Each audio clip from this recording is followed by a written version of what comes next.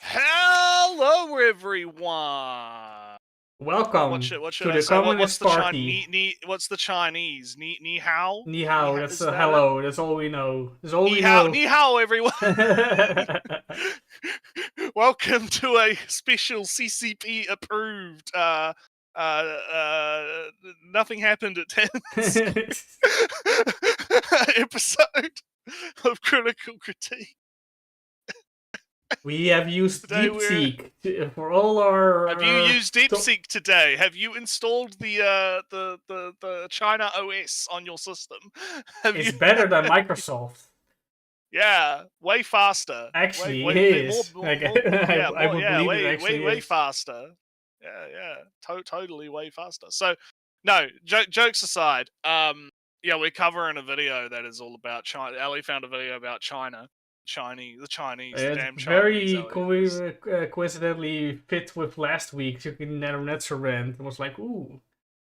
Yeah, I had so for guys that didn't, well, you didn't see it because it was in the private server, but Ellie was watching the moon video, the like hour-long fucking video about the China. Why do the Chinese make thing like Japan?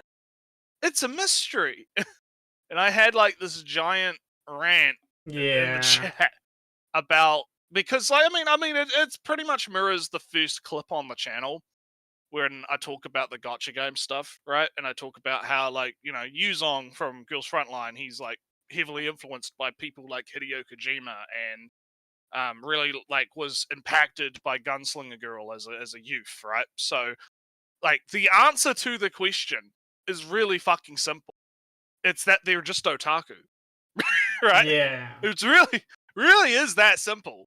You don't need like a fucking hour long, I don't know, fucking shit video to No, we're not going to come to that cover conclusion. the Moon Channel No, video because we would it's have to. way That too... would take so fucking long, and it would also probably we'd have to split that into parts. There's no fucking Yeah, and way. also it's just so many. He just tells a lot of history, but then leaves out a lot of history, and then we have to pull. But open the box, people. Actually, the 1943 Momotaro's Eagles was not made by rare raving nationalist.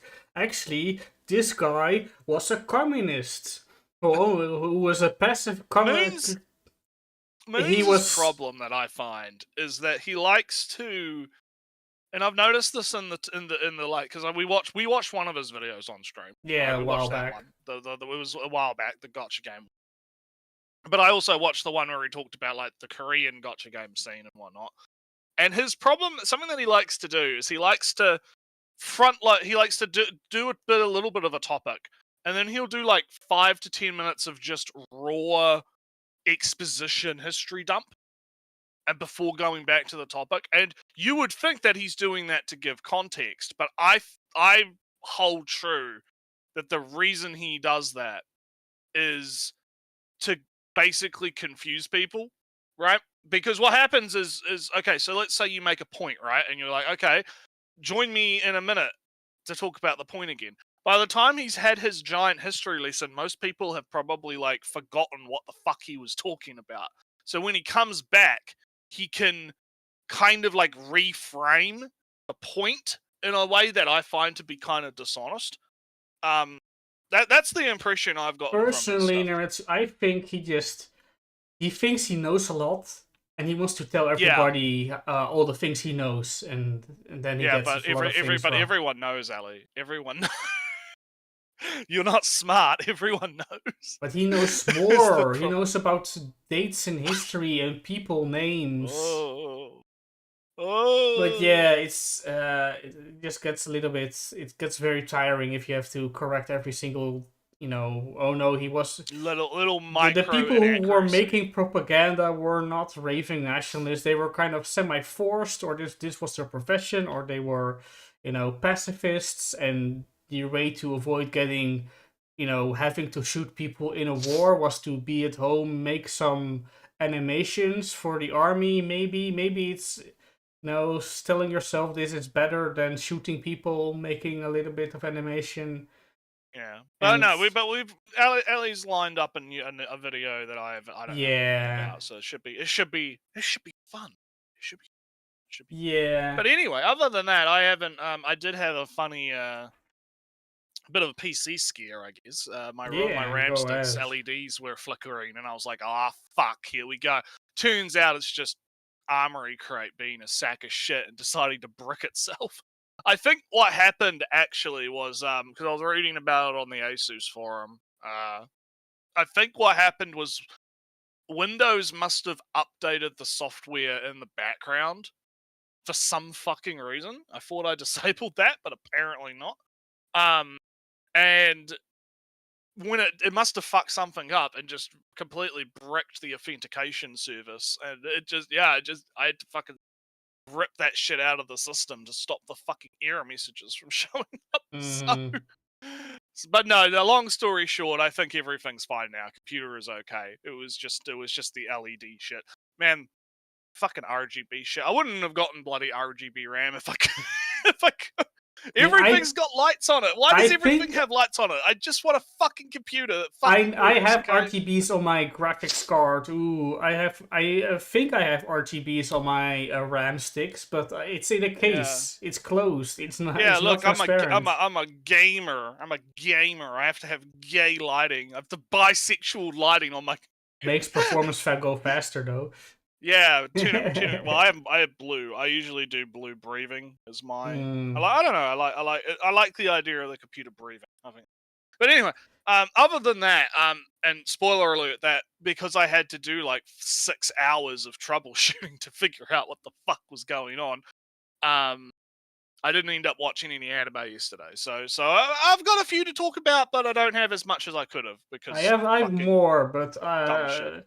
I wasn't sure what Naruto all watched, so I put a lot of images that Yeah, we'll neither of figure us. it out. We'll figure it out. Ellie was doing a bunch of quick fucking editing before the stream, so Yeah. we'll go through. We'll have a chat. We'll figure it Yeah, out. and But just for what I did, I did things in my garden. I got roses that climb along the fence. I put a construction in so the roses will climb very well.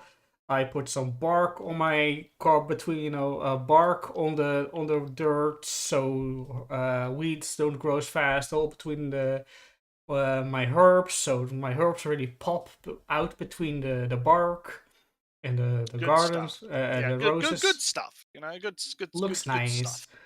And Yeah. I guess I finished Naretsu. Do you know Beyond or the Citadel? Be- Beyond the Citadel. Beyond Oh yeah, Beyond Yeah, I played the first one. I haven't played Beyond yet.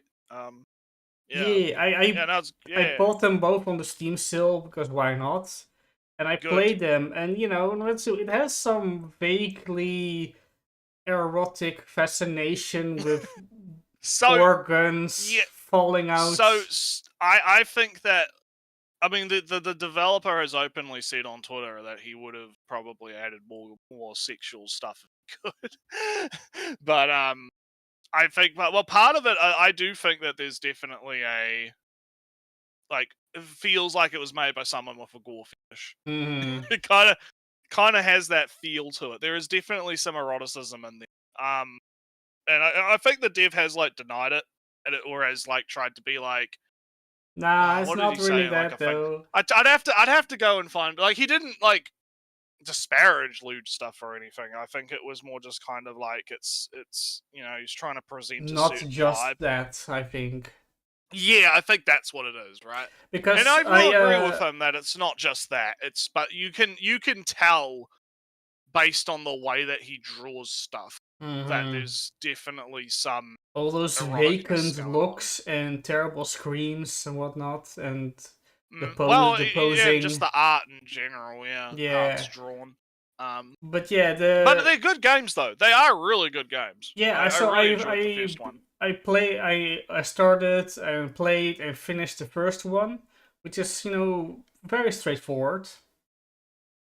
Hey, Mm. you are martyr. You have to kill 7 angels because they went a little bit crazy because the sleeping god made them a little bit Yeah. crazy. Oh, that's well. Oh, you have the angel of lust, the angel of envy, the angel of wrath, the angel of The pride. sins, yeah. So then you start the second game, Naretsu, and then you suddenly have to fight the demon of patience, the demon of temperance, the demon of. Oh no.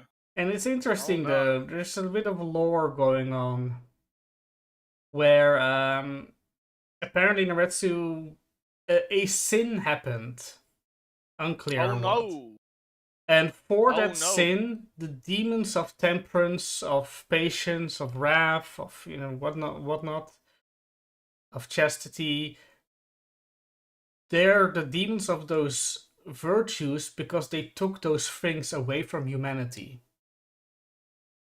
And the reason why the angels are of lust and envy and wrath and whatnot is because they gave those things back to humanity.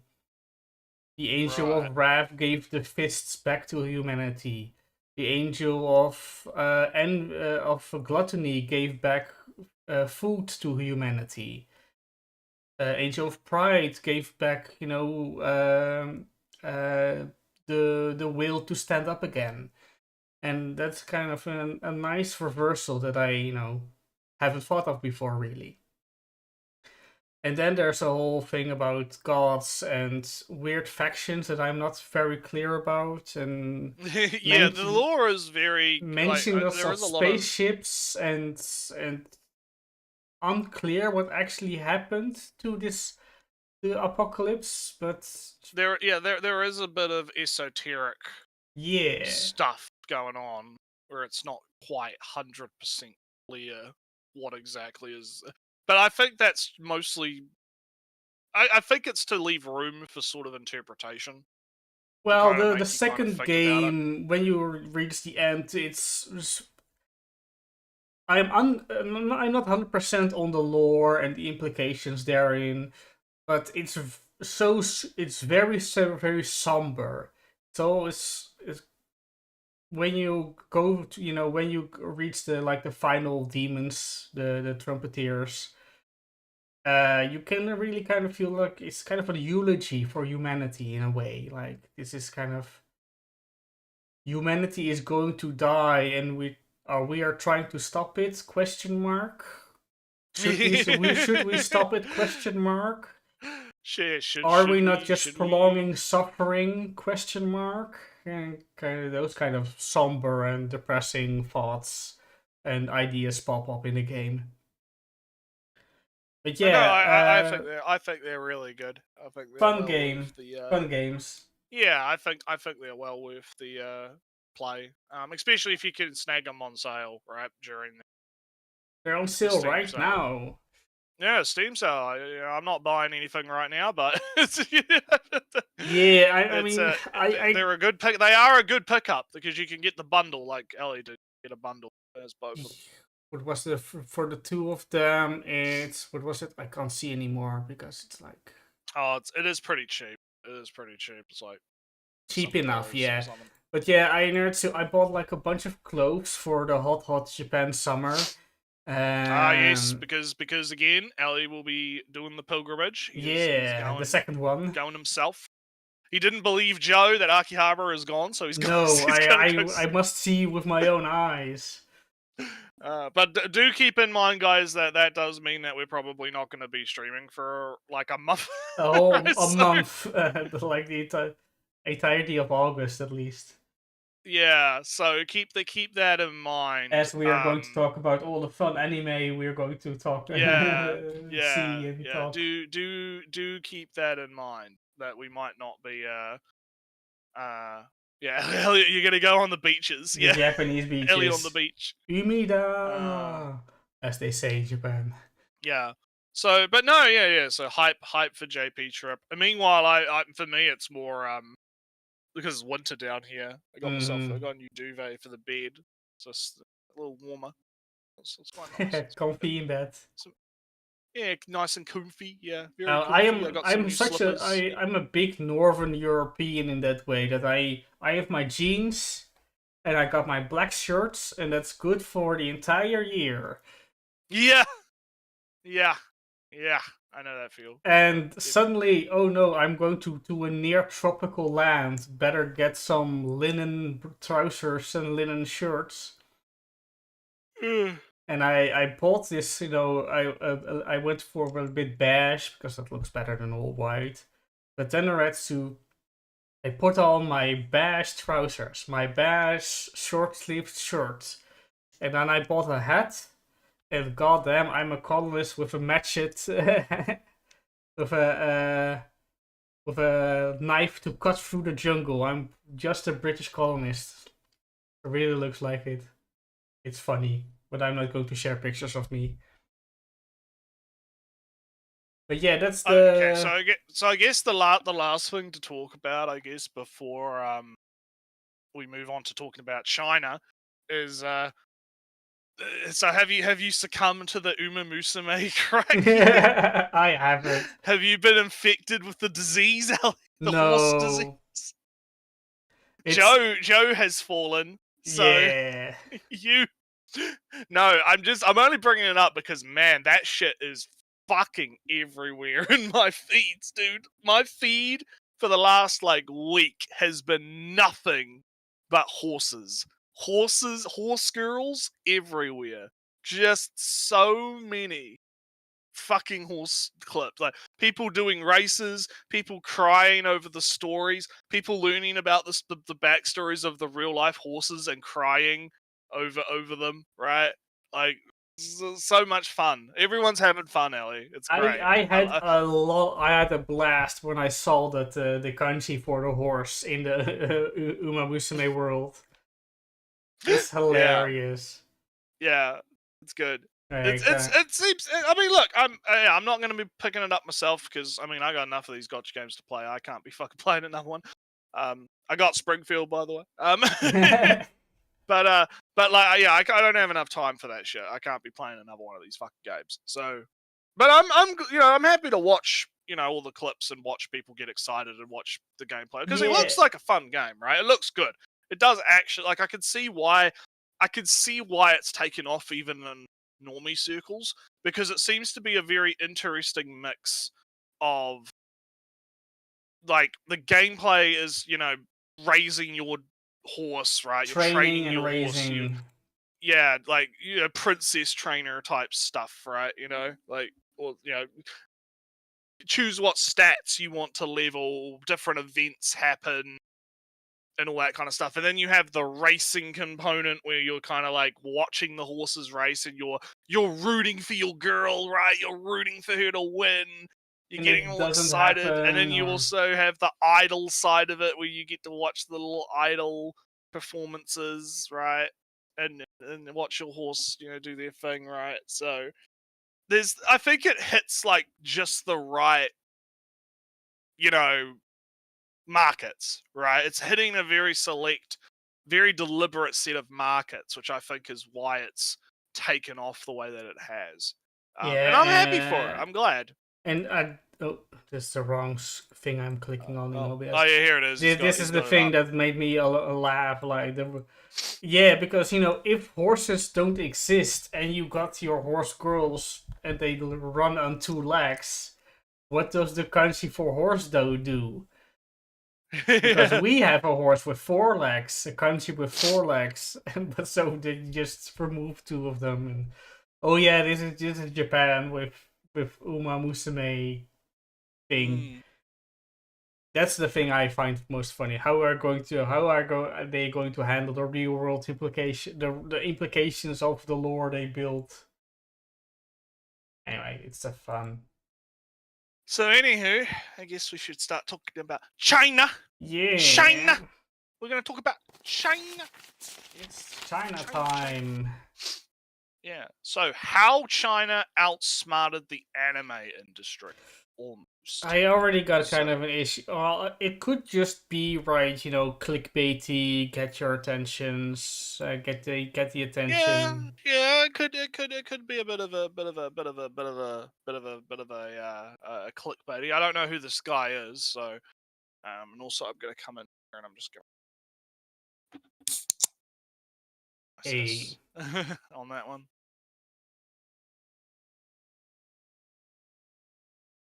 Oh man, yeah, that. So yeah, so let me have a quick.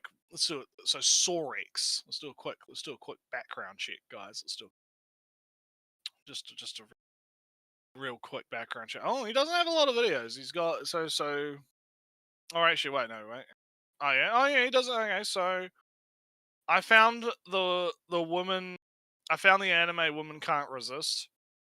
Why we is covered China one of these obsessed with Spider? before. We covered one of these before. That's how I Ah, found this one. I had no inspiration, and I found one video. How fan service is unironically saving the anime industry. I mean, based.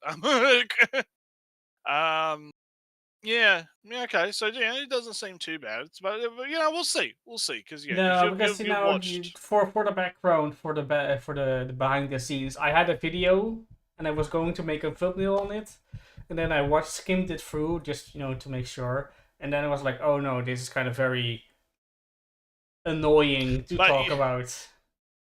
True, but you do know there's been instances where you've done that, and then I've looked at it and I've been like, oh, that could actually be pretty good, and then it ends up being actually pretty good. And sometimes Retsu, I say it's a bad video and it's correct. So but whatever. But yeah, let's have a look. Let's see what China's. How did the Chinese beat those Japanese? Let's find out. So Japan is the king of anime, right? Like, they've been at it for half a century, they pump out over 400 new titles every year, and they make a crap ton of money doing it. Seriously, Japan's anime industry alone brings in more cash than the entire country of Fiji. 5 times more, actually. Problem is, things are about to change. China. For the last decade, China has been trying to break into the anime industry. Yeah. Well. So okay, a problem that I kind of have, which is not necessarily exclusive to the China problem, right? Because is this thing that people tend to do where they dehumanize the people working in the industry. Right? And what I mean by that is when he says something like China is trying to break into the anime industry, right? China the entity, right? Yeah, China the nebulous generic like singular entity, right, is trying to break into the anime industry, right? While that is like technically and grammatically correct, my issue with it is it does kind of take away from the fact that it's not like the Chinese government is like, hey, unless they're obviously directly funding the anime, right, which is different, right? But if it's like, oh, someone in China wants to make an anime studio, they're making some anime, right? That, it's a little bit different, right? Like maybe I'm just being a bit pedantic about this. Yeah, but right? even Naruto, over here in the Netherlands, we got our fancy chip manufacturer ASML, like the biggest, bestest chip making machine, the best. Yeah, the Dutch are trying to break into the chip making industry. Well, the thing is, Naruto, the next generation of computer is going to be like quantum and photonics. And right now, Naretsu, we got the biggest company in the world that's making big chip-making machines. So if we can just poach, get them, hey, would you want to do photonics, the future of computer, and you'll be the basis of it? You'll be basically Intel and what is it? You'll be Microsoft. You'll be making all the computers in the world. Like, oh, that's you can get some people here, and we got some smart people who are doing fancy small things already. So I would say that the Netherlands is trying to make photonics because we want to. It's the thing that we want to do, we want to make happen. Right. I don't think think about the soft power China. Yeah, China will get so much soft power. So much soft power. But I don't think, Naretsu, that the Netherlands is trying to break in to the whatever the chip market. Yeah. Now, kind of, actually, yes, but Well, my issue is more like lumber market. I don't know, something. I think the issue is that from my perspective, this leads like it's not again, it's not like he's wrong, but the attitude leads to a particular way of thinking that I've noticed. Yeah, and Where people culture they don't really subsidies aren't Yeah. enough. That's kind of also the Yeah, thing, right? because well, and especially when we're talking about art, right? Because it's one thing to be like, okay, the government is subsidizing making chips or whatever, you guys, whatever, Mm. right? That's one thing. It's another thing when you're like, okay, we want to, there's artists that want to create something, right? And they're trying to create something. I don't know necessarily whether or not they're doing that specifically with the idea in mind to, have the whole country, quote unquote, break into an industry, right? And it leads to the dehumanization element that I've noticed a lot, right? Where, like, I'm gonna say it straight up, a lot of it is racism. I see a lot of anti-Chinese racism, right? And you know me, I'm pretty based, right? I don't have a basic problem with it. I just think it's very weird when you have, particularly from progressives, right? Where it's like every fiber of anti-racism leaves their body the moment like China gets brought up. And you see this with Black Myth Wukong in the games industry, right?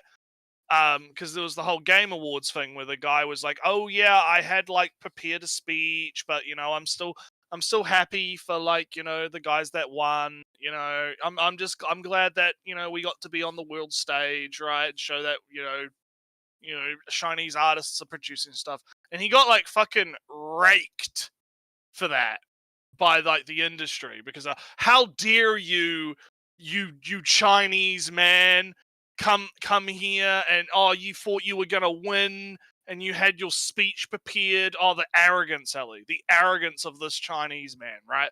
This this fucking this fucking it's crazy. It's fucking crazy, dude. I think that shit's insane. Man, Yeah, when I'm in a don't- racism competition and my opponent is a fucking progressive game journalist, like, holy shit. Yeah, I don't. It all depends on who you're talking to, because I don't know. I think just Oh yeah, I think just Americans are I China. think it's We have to American be thing. anti-China. It could be that, yeah. It could be an American thing, but it is very funny. It is Because very funny. over here in our good old Europe, when we have America as being not as nice again, it's like, all right, if America is not as nice, maybe we can do some dealies with China and whatnot. Because China wants some some deals, and Europe wants to do some deals. So let's do a little bit. No. And maybe if we can, show from, hey, if Europe is going to deal with China, maybe America has to offer a better deal. Kind of, a bit of political, geopolitical deal pressure thing.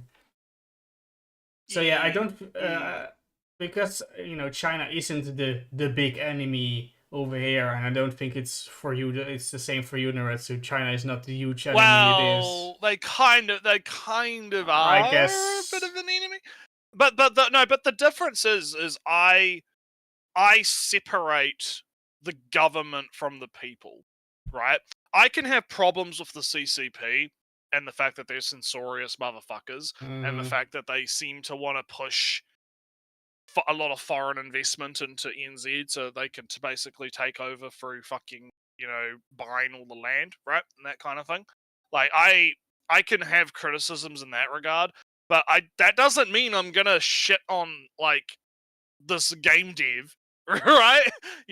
Like, I don't, like, I see these guys as, like, two separate, like, individual people in a sense, right?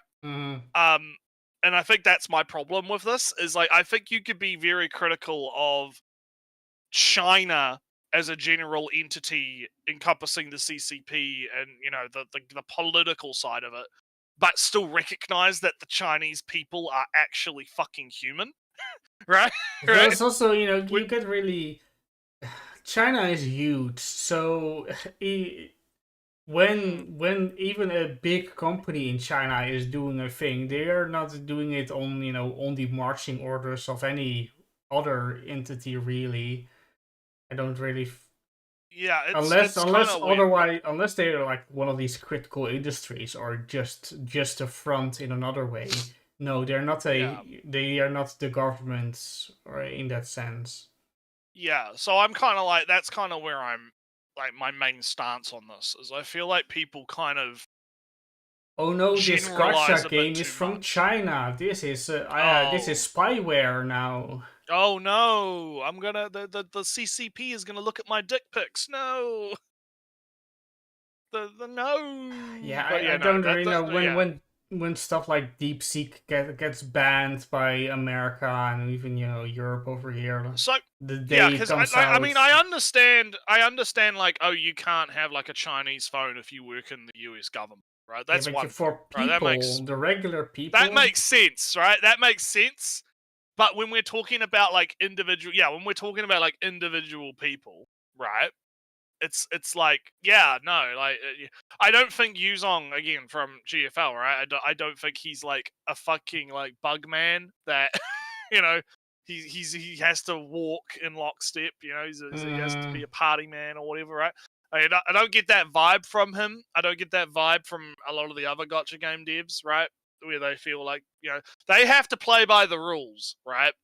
They have to play by the rules, but that doesn't necessarily mean that they are in agreement with those rules. Maybe like some Japanese people who were making Mamarato's Eagles animation when the Second World War was going on. Like they made a thing that was kind of promoting the thing, but may not necessarily agree with the message of the thing they made, because maybe they were kind of, if they didn't, they would get arrested by the secret police, maybe, perhaps. Just maybe made a shot to the moon for that. Me getting like pedantic aside, let's keep hearing about these. They want a slice of that pie. And while most of their attempts at breaking in have been memeable, they're this actually is not China making an animation to break into the anime market. Again, like that's the whole, like, I've already found the problem with the video is you shouldn't treat this as like as a singular generic entity, right? Like, how many like animation studios are in China? How many like Chinese? Naretsu, the fucking Japanese government is trying to break into animation, but look, they failed. Just look at X-Arm, the god. Yeah. Exactly. And yeah, so this is silly. Serious. Their new series, To Be Hero X. Yeah, their new series. Oh yeah, China's China. new series. Yeah, China's new series. Yeah. Fucking hell. It's one of the hottest shows this season. It got over 50 million views in the first 5 episodes. A fucking show that we didn't watch. No, also like when you yes, Naretsu, when you make a thing in a Chinese animation, Chinese people are more likely going to watch it. That makes it a little bit unfair for comparison into popularity.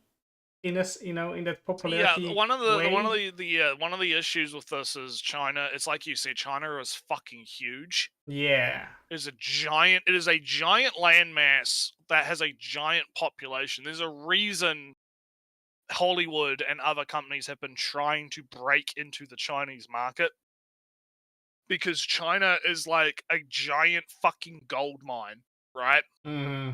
And so I don't even necessarily blame Disney or whatever for censoring like movies and posters. Like I mean, I don't like it. I think it's bad, right? But like, I understand why. Because if you could break into the Chinese market, it's like you're going to get a fuckload of money from it. And so I'm not surprised that if we're talking about like 50 million views, right? Like I wouldn't be surprised if a lot of that is from Chinese services, right? Chinese Yeah, streaming you have to services, go right? then by ratios or something. Like, oh, Yeah. is this show viewed by Chinese people? Has the ratio of like 0.7 when a regular a regular anime has a ratio of 0.9 or whatever metric ratio you may have. Oh, that actually means that Yeah. this super niche midnight show, Dress Up Darling, is actually more popular relatively than Hero X, to be Hero X. So Yeah. raw numbers don't tell you really anything in that way. Samu makes a good point in the chat about, is this going to stir up the whole anime is only anime when it's made by the Japanese people debate? I think it could, but I mean, I have the opinion that, like, as long as you're not being disrespectful about it, I don't really have a problem with, quote unquote foreigners making anime. It's only when it comes off as like a cynical marketing ploy that I have like, I think I've talked before about like the Meat Canyon thing when that was a drama because he was making like a manga, right? And he was like advertising it as a manga and pushing it as a manga and constantly saying that it was a manga when, like, I don't know. I don't like it when it's like when it feels like it's more cynical than genuine, right? Yeah, I mean, I That's forgot. when it becomes a problem for me. I Like, did. and I think a lot of the time, right? I think a lot of the time that's something that like the viewer is going to determine, right? Like if it looks anime enough to be confused, if it has the vibe enough, and this is actually going to happen a lot because one of the big, I don't know if you saw the news story about Giguk. Oh yeah, he was making a isekai story He's thing. well, so so here's what from what I understand is he is like joining the production as an ideas man. Hmm. I Oh don't yeah. because he's not directing it. He got the guy that did Code Geass, I think, or one of the Code Geass OVAs to you know, he got one of the guys that did a Code Geass thing as a director, and it's being done by like these two other studios or something. And I think he's just on it as like a ideas guy / consultant. I don't know if he's actually like. That's one of the problems with the announcement is I don't actually know how involved with the production he actually is, I guess which is a bit from of what an I issue. because he's not Japanese, he's not Chinese. He's like Thai He's or something. Taiwan. Yeah. Yeah, he's Thai. So no, Taiwan is not Thai. It's Thailand. Yeah, Anyway. well, the whole anime, like from what I read from the synopsis, is it's an isekai. It's an isekai about like Thai mythology, or it's like heavily influenced by Yeah, Thai so what mythology. I feel is what happened is kind of he wanted to have like a story about his own culture, his own fancy culture. Yeah. So he was just like, "Hey people, I am going to who wants to do a thing? I am famous YouTuber. I have reach." And I'm like, "All right, we can do the story about this." So Well, he's kind of more like a starting founder more than a maybe I do know. I mean, he works with Katakawa quite closely, so he probably has connections through Katakawa to be able to in touch with.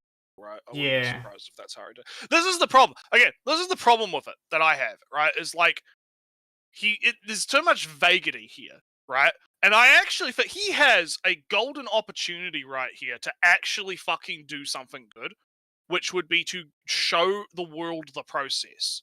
Right. The behind the scenes, right? He has the golden opportunity to be like, okay, hey, I'm working on this anime. Let's like go through the production and what actually happens, right? What he this is me talking to the director. This is me watching them do the storyboards. This is me having to go through the checking process to make sure everything's good, right? Like he has a goal, and there's multiple like factors to this. There's like multiple angles to this, right? Yeah, we're talking about the Gigak Isekai thing right now. We kind of got a bit sidetracked, but this is actually, I mean, this is only a 6-minute video anyway, so it's not like it's long. But like, and this is something actually important to talk about because this is big news, right? There's multiple factors to this that I have a problem with, right? So I've seen a lot of people on the timeline, right, that are just having a problem with it because it's Gigak, right, and they're hating on it because it's Gigak, and that's, you know, fine, okay. I don't necessarily have as much of a problem with that as some people, right? Even though I mean, it's well known my distaste of Trash Taste Tank. Yeah, You know, it just I don't informs like him, right? It just informs to me like a big doubt. It feels some more skepticism towards the show if he's going to be involved in a way. Like, all right, is this going to work out with his cynical and skeptical? I mean, the thing is, if you already hate him, then you're gonna, you know, like, it's dumb internet drama shit, right? Like, if you already hate him, then you're gonna hate the show, right? That's just gonna be the thing, right? But that's why I kind of like put that to the side. I put my dislike of him as a person to the side, right? To actually talk about the show, right? And my biggest question, my thing, and I put this on Twitter, and it's gone a little bit not viral, but it's like people have been responding to it, right? Is why an isekai? Why specifically an isekai, right? And the reason I say that is because fiction, yeah. Because but the reason I say that is because, to me, the way I view this is he has been given a golden ticket, right?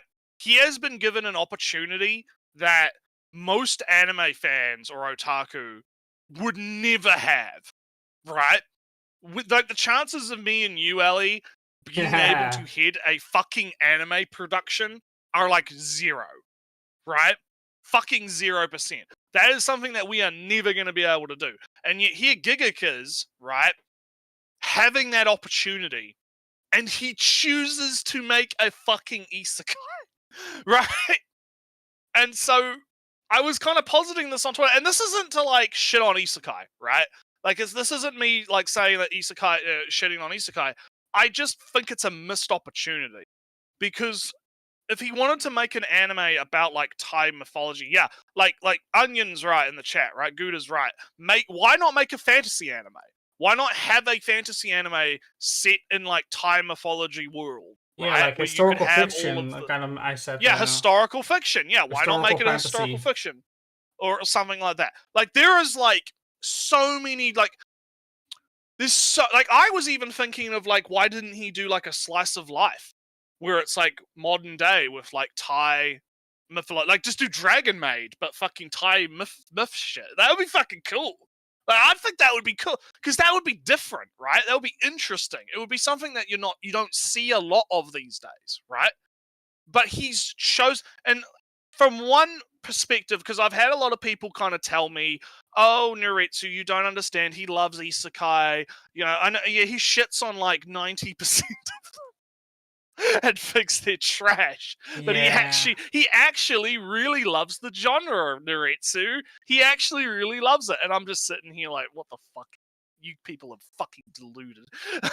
You fucking crazy people. You fucking, like, you don't get to say, oh, it's his favorite genre, but he shits on 90% of them in the same fucking sentence. Like, that's fucking goddamn. So that's kind of why I was questioning it, right? Like, so like, there could be a couple of ways, right? It could have been they would only be able to get it greenlit if it was an isekai. That's one, right? Mm-hmm. That could have been, but that says more about the state of the industry than it does about Gigak hitting an anime production, right? Like, it says way more about the state of the industry. I have to say, Naretsu, I have been following the Stop Killing games way more than the minor anime thing. Maybe we could talk about that later if we got time. Yeah, I mean, it passed. I'm almost done. I'm almost done with the Gigak thing because I do kind of like want to cap this off, right? But like, yeah, the issue I have with it is, I'm willing to give it a go, right? We're probably gonna watch it when it comes out, right? We'll probably give it a go. I'm willing to give it a fair go, but I just think there's the cynical side of me, right? The cynic in me is looking at this and going, yeah, why did you make it an isekai? Right? Why did you do that? That's kind of a weird decision. You know, it's kind of weird. But yeah, we've gone way off track because I've been ranting about the gig. So Yeah. let's get. It also stole the coveted Sunday morning TV time slot from One Piece, but most importantly, Gigak is glazing it. I feel Oh my God! Oh, Look, there he is. Did he steal his anime, not anime, his YouTube title from this article thing? China is eyeing an anime takeover. You can't escape. You can't this escape show, the pain. and this show chill, proves yeah. it, I guess is the title. Oh, maybe. I don't know, but like, Gigak is glazing it. God. Again, I'm not a fan. Like, I will never forgive him for the whole "this is trash and so am I" shit that he pushed. Right? I'm never gonna fucking forgive him for that. Just fucking absolute cancer to any fucking discussion that's ever gonna happen about Any anime. interest, really? But yeah, but again, I'm willing to put the personal feelings aside, right, and judge whatever he ends up making on its own merits, right? I will judge it based on whether or not it is actually good or not. And you know, a lot of the people that were talking about it under my tweet were like, oh, he watches so many isekai, he's actually going to make a good one. Well, I guess we'll fucking find out. No guarantee. Yeah, I guess we'll fucking find out if he's going to make a good one or not. But anyway, let's continue. I feel a wave coming, guys. How did this happen? How did China go from anime at home to beating out pretty much the entire industry this season? Well, they did it by exploiting one of anime's biggest flaws. Here's what I mean. So anime has blown up in the last few years, right? And that's mostly a good thing. More Debatable. Yeah, we know where debatable. we know where this is going. This is overwork, stressed production times, and whatnot, and normies are cursed. Yeah, normies are cursed. Normies are cursed. Also, by the way, guys, if you haven't noticed, you guys got crowns now. YouTube has this thing that shows like the top chatters, right? I guess. So the I'm more not you sure guys, how it works, you get experience points based on how much you chat, and who is Samu is the king right now. Yeah, Samu is winning the competition. He's chatting the most. He is our top chatter. Oh wait, I have a great idea, Naretsu. Yeah, we're gonna pit the chatters against each other. Who's gonna win? Who's gonna win? Okay, one sec. Give us more engagement. Oh yeah, so yeah, Gouda, how you doing? And yeah, I got Springfield. It took like half of. I had 550 pulls, and now I'm down to 250. It took like half of my pulls to get V1 plus the gun. Yeah. Oh, you went V2. I was thinking about going V2. But I've decided to kind of hold off because I want to get Q, whatever her name is, the fucking shotgun that's coming up, because I want good fire team. So I'm gonna hold off. Oh yeah, what do you got? What do you got for us? Don't worry what are you about cooking? it. What are you cooking? Don't worry what are you about cooking? it. 280 pulls for V2 V1. That's pretty lucky, Gouda. That's pretty good. Like, you did really good. Like, because again, like I probably used like 300 plus. Like fucking, because I got spooked. I got fucking spooked. Yeah, V0 for the Cal Bikini skin. Yeah, I saw that. Yeah, I got. Oh, you demodded him. Yeah, only the biggest fan can beat them all. Oh no! Oh no! This is a great idea. You guys are gonna have to fight for the wrench. Ellie is trolling. Ellie is trolling. Ellie is trolling. Oh yeah, Gouda's like, Samu can be a mod. He could be the slave labor. King of the peasants. Yeah, you set him free. You set him free. It's a race to the bottom. You want to not chat. Oh man. But anyway, yeah, the Cal bikini looks really good. For her, yeah. So I'm gonna probably roll for her. I'm gonna save up the rest of the pulls that I get from the Anyway, event. no, and, so probably we roll had our again, own, both our off-topic shenanigans. Yeah, we have, our off topic. But getting back to the video. Yeah, debatable, debatable whether or not anime going big is good. So let's see what he has to say about it. Eyeballs means more money going around, and more money going around means we get more anime. And while that's great for growth, it's terrible for innovation. Call me crazy, but I've been So that's kind of. No, I'll let him cook. I'm gonna let him cook. noticing a lot of copying these past few years. Like, a random anime goes viral and suddenly there's dozens of shows doing the exact same thing. Like, this anime... no, he's so wrong, Naretsu. He's Oh so no, wrong. he's Ellie, oh no, he's retarded. We have to kill him, Oh Naretsu. no. Oh no. We Yeah, have I've to- heard good things about Shangri-La Frontier. Yeah, I heard. where the main character falls in love with his sister is popping off. Let's make one with 2 sisters. 3 Sisters. He doesn't know how to. 5 sisters. Oops, sorry. Like, come on, guys. He doesn't know. Yeah, sorry, I wanted to let Naretsu. that finish. I wanted to let that finish. But fucking, he's speaking wrong. Yeah. This is just wrong. Like it's like, no, that's not how that fucking works. Like that's. Oh my god.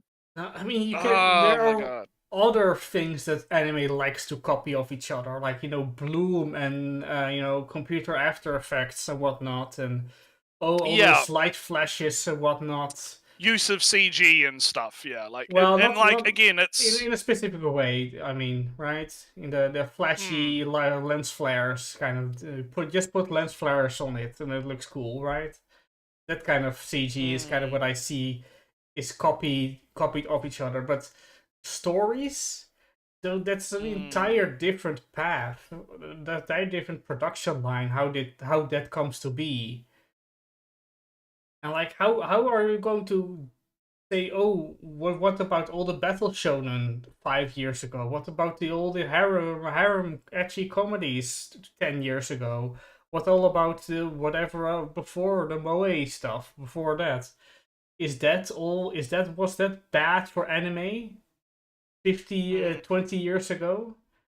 Yeah, we were getting, all of these slice of life moe shows. We had the moe stuff like K-On! And whatnot going on all the time, right? Oh yeah, that's so bad for that was innovation. It's forever doomed. We're never going to think of something revolutionary new, like going to another world. Sword Art is lol real life effect.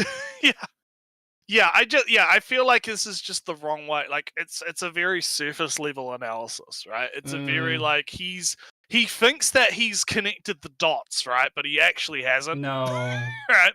There's way more going on behind the scenes as to why certain things because get I've greenlit. heard like plenty of times, and I believe this to be true, is that the problem with so many anime production is that there's just not enough people. The pay is too low, and meanwhile they are just crunching the people that they have.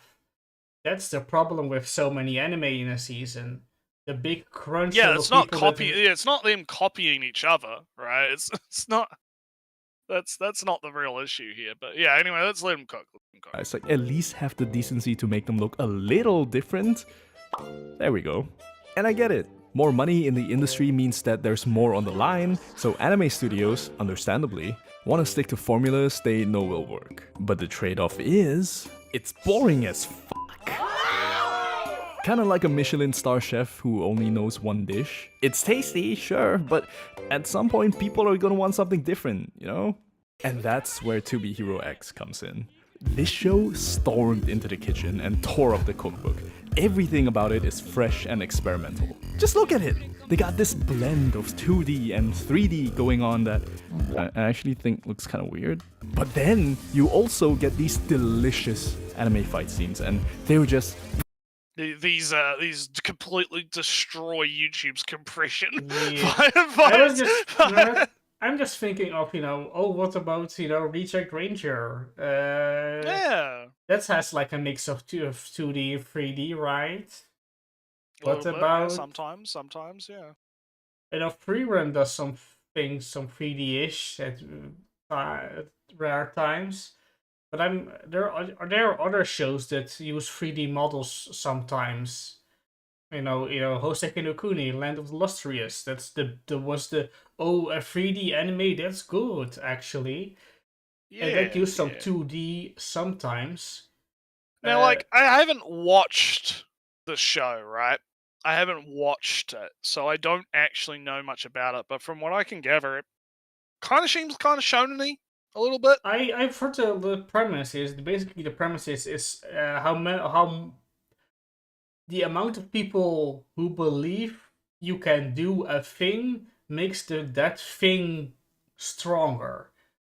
If you can convince somebody, one person, that you can read their mind, oh yeah, no, that doesn't work. But if you can convince 1,000 people you can read minds, then you can read minds at 1,000 times strength. And if 1,000,000 people believe that, then you're a 1,000,000 strong mind reader power level.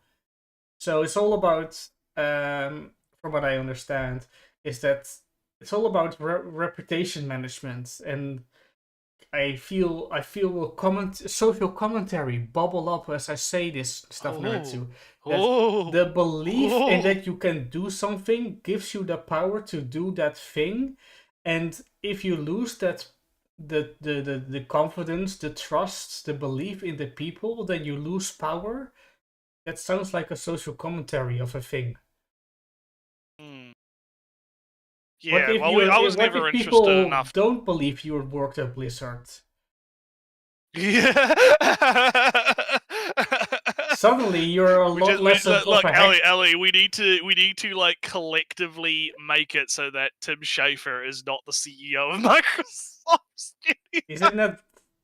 Is it Tim Schafer? Wasn't I think isn't he like he's the head of the Xbox thing, isn't he? Yeah, Pretty sure I it's Tim just Schafer. Is it Tim Schafer? I can't remember. It's Tim fucking. You know Schafer's the like guy. from You know what I'm Double talking Fine, about. right? The fancy artist, the fat artist. Oh, I don't fucking know. Yeah, I Phil always get them Spencer. confused.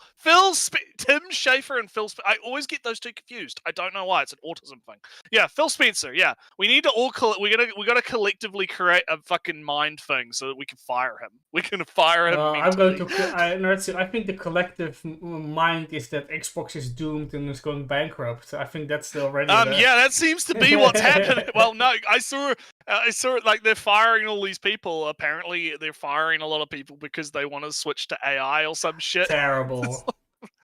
But getting back to it, right? Like, yeah, no, I don't even like. I don't think the reason why Hero X, right, is Hero X actually like outside of China, right? Is it actually breaking the kitchen, right? Is it actually like No, I don't actually like I'll see maybe like a clip here or there, right?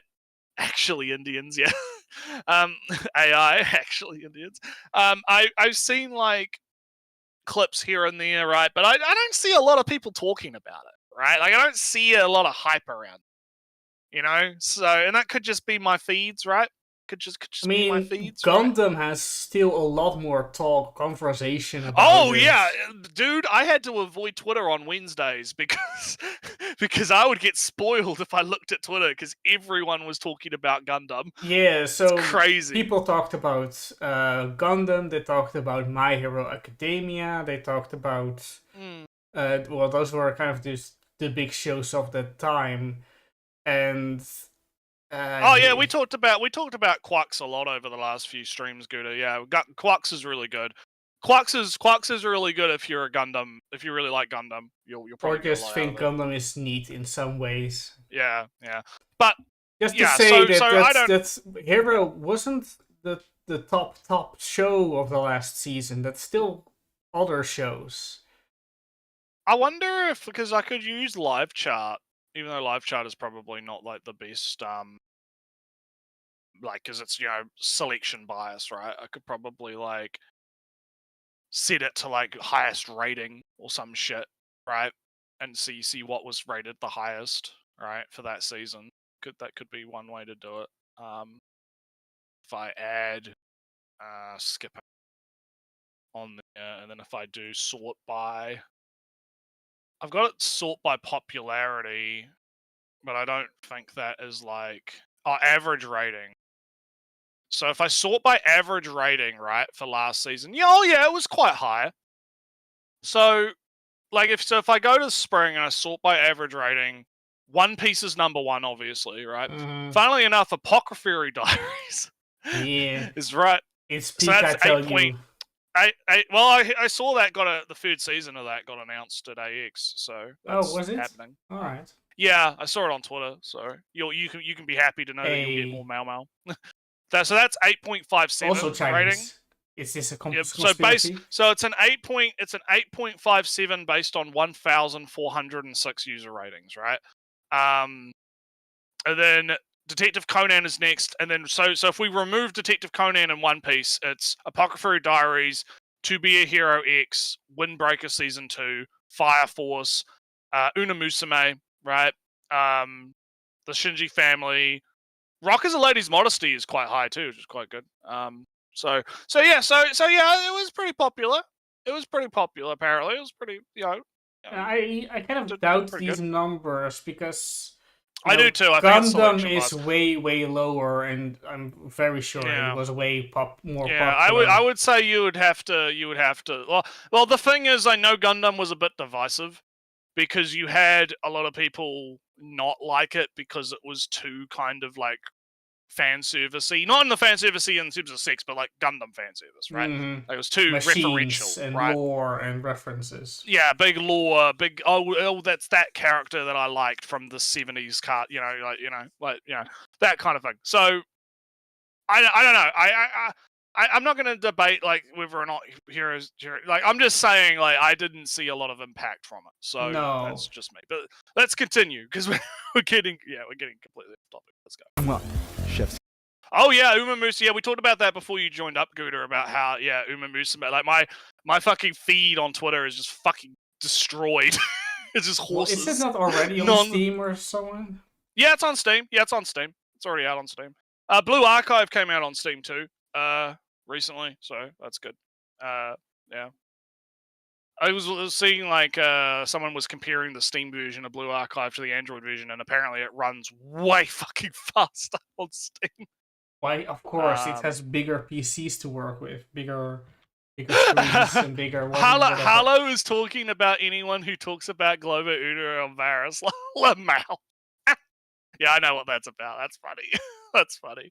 But anyway, let's Kiss. The Hollywood level cinematography, or maybe.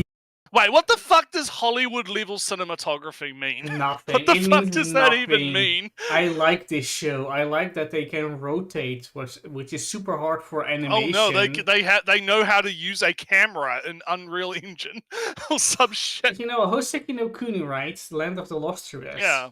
Has this huge one-take fight scene that goes on for minutes at a time.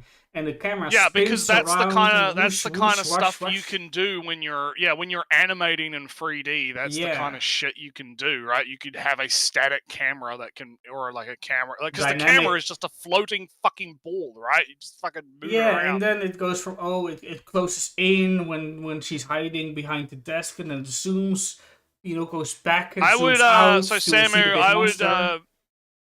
Samuel, I'd be careful because I saw a thing today that apparently they are starting to ban people for modding Blue Archive, so you should probably be careful about that. Because Ellie, Blue Archive comes out on Steam, right? And people found out you could just replace files. There's no protection. So people were putting like memes, like how there's like videos for like the gotcha and stuff. You could just replace the videos. You can replace the PNGs and put whatever you want in there instead. And so people have been putting shit in there. Well, if you are gonna mod it, you should do it on like a different account, right? Because from what I understand, they've been banning people's accounts. It's a free game anyway. You can make like 20 free accounts. You just make it. I have 30 alternate accounts. Yeah, no. But I think it's probably just because like they have to like the reason they're doing that is I've mentioned this before. It's the same thing with like all these games. Like GFL is actually the same. There are mods for GFL too, at least on the Chinese side, right? Mhm. But you have to be kind of hush-hush about it and not make a big deal out of it, because what the devs don't want is for people to mod the game and then for like, I don't know, let's say Steam, for instance, sees that, oh, did they sneak that into the game without us knowing, right? Like the CCP or the government, like, or the age rating boards, right, are going to see that and they're going to go, oh, did someone, like, did they fucking, are we going to have to re-rate the game now, right? It causes trouble for the devs, right? So if you're going to mod the game, just be careful about posting it around, right? And Don't make it a you huge might get, deal that you did.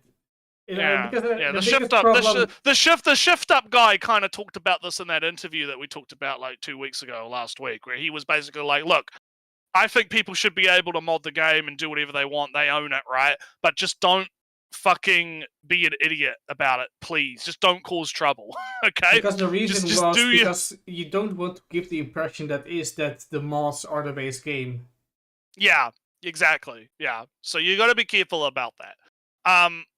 So that's what I think is probably going on with the Blue Archive situation. Is they're probably doing that just because they don't want to encourage it. They don't want to encourage it. And I kind of, let's say that people got banned. I kind of, unless they show like their user ID in the corner when posting their screenshots, I don't think they can know that you replaced some files. Yeah, just censor your user ID or whatever. Where and if just be it's careful on about that. screen, because I see that Genshin does that, but I'm not sure. Yeah, Genshin does that. I think, I don't know if Blue Archive specifically does that, but like, yeah, you just be careful, guys. Be careful out there. Okay, just be careful. Yeah. But anyway, back to this. It's because they hired 3 different animation studios to make the show. Oh, what God, it's almost like, we have to like fucking. Oh, it's streamed on Bilibili. That's probably why it got so many fucking views in China. Because God knows it's not going to be streaming on Crunchyroll, getting loads of views on Crunchyroll. again, maybe it was. no, I don't know. Also, this doesn't mean anything. This does.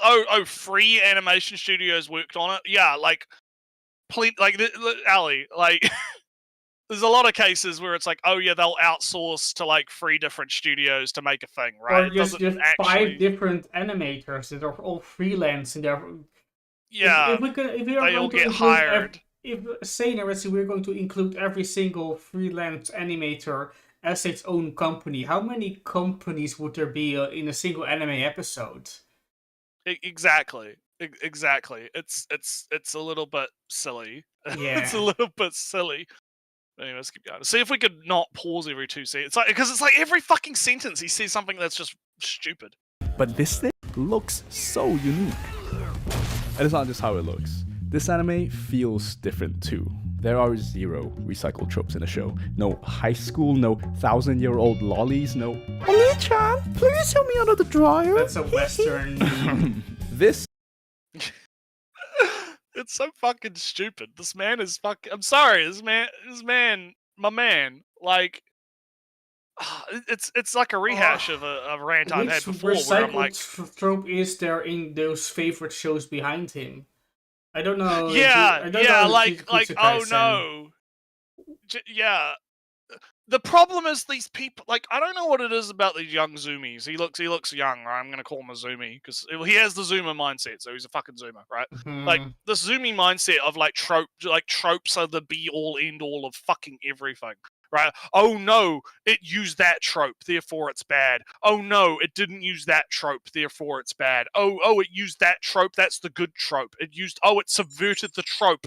Oh, Ali, the tropes, they are the measurement for all quality in everything ever, right? Like, how it's like, familiar no, is he fuck off. with Chinese media to know that there's no tropes based on Chinese, customs and storytelling? Yeah, exactly. It's fucking dumb. Because this is a problem with deconstructions or whatever term you want to use there. That whenever you call something a deconstruction, it's not. You just don't know enough about how many other examples there are in the genre that do this exact thing.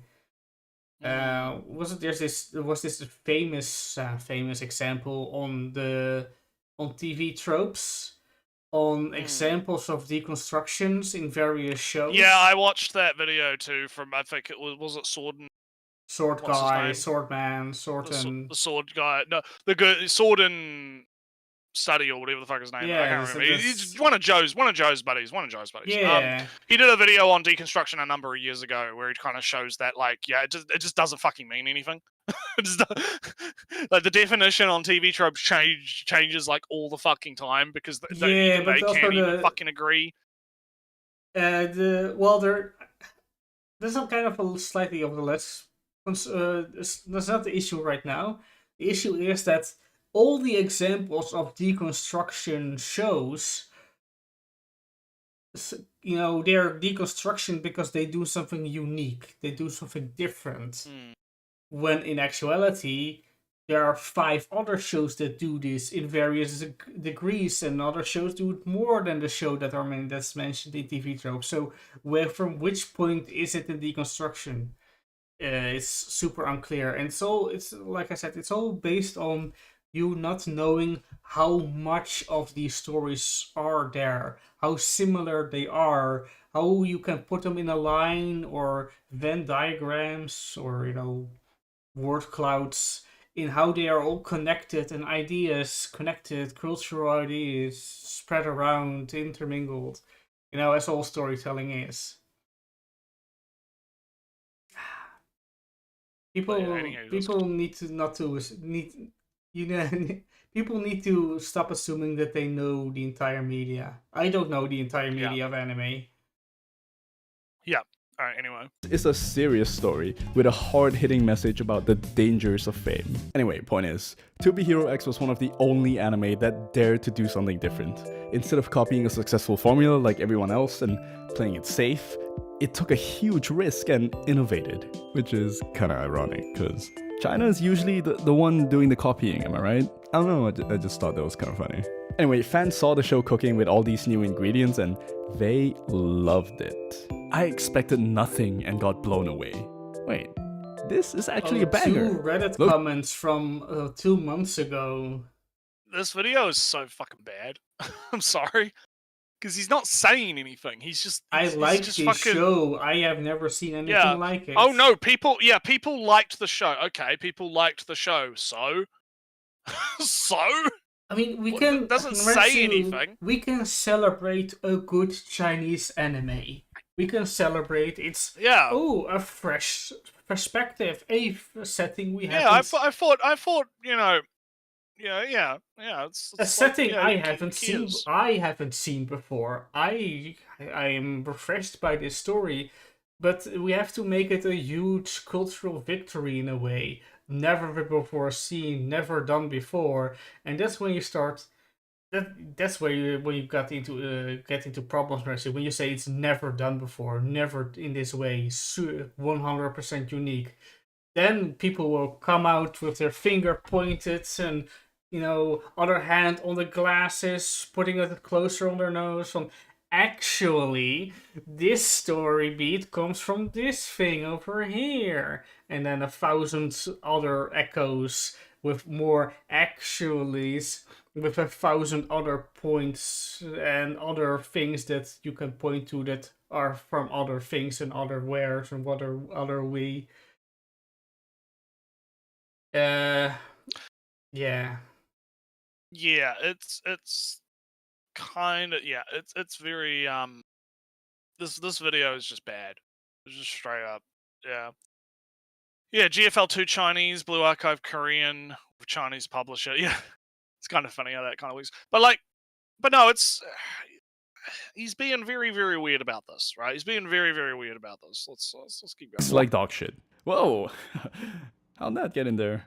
Another little thing that's kind of refreshing is that the show has no source material, like no manga to read from, so no one knows what's gonna happen next. And it's just so cute to see people come. That's like Licorice Recoil was a unique, or anime original. Yeah. Kill la Kill was an original anime.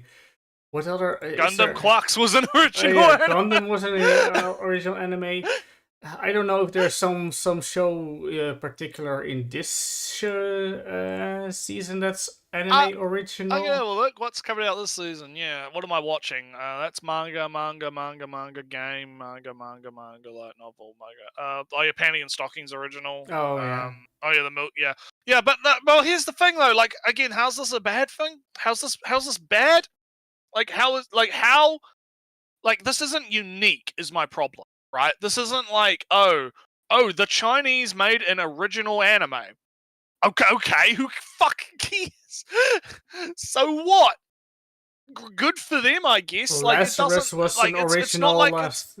Lazarus was an original last like season. half of the time, Ellie. Like half of the time, I'm watching it. Like I didn't read the manga of Rock is a Lady's Modesty before I watched Rock is a Lady. Like I had no idea what was gonna happen. But the fact that it's based on a pre-existing work, right, doesn't actually mean anything if you didn't read that pre-existing work and didn't know what was going to happen. So the entire point here is just moot, right? Like, if you're someone that didn't read the source, there's actually, like, 9 times out of 10, I actually end up not watching the anime if I've read the source. Like, I didn't watch Redo, because I read Redo, right? Like, I didn't watch Redo because it's like, oh yeah, I already know what's going to kind of happen, and I really need to see it. I don't really need to see it animated, right? Like, I don't actually. Chainsaw Man is another good example of that. Although the Chainsaw anime is shit, and the movie's coming out, but it's probably going to be shit too, if it's the same director or whatnot, right? Like, I don't have really that much of a drive to want to watch it. Because I already know what's going to happen, but that's because I read it. If I didn't read it, then I'm not going to know what's going to happen, right? Like, what is he on about? Because I read the manga of 365 Days to the Wedding, I didn't watch the anime. I knew what was going to happen in Dr. Stone, so I didn't really feel like watching the anime. I said that like every week when we're talking about it.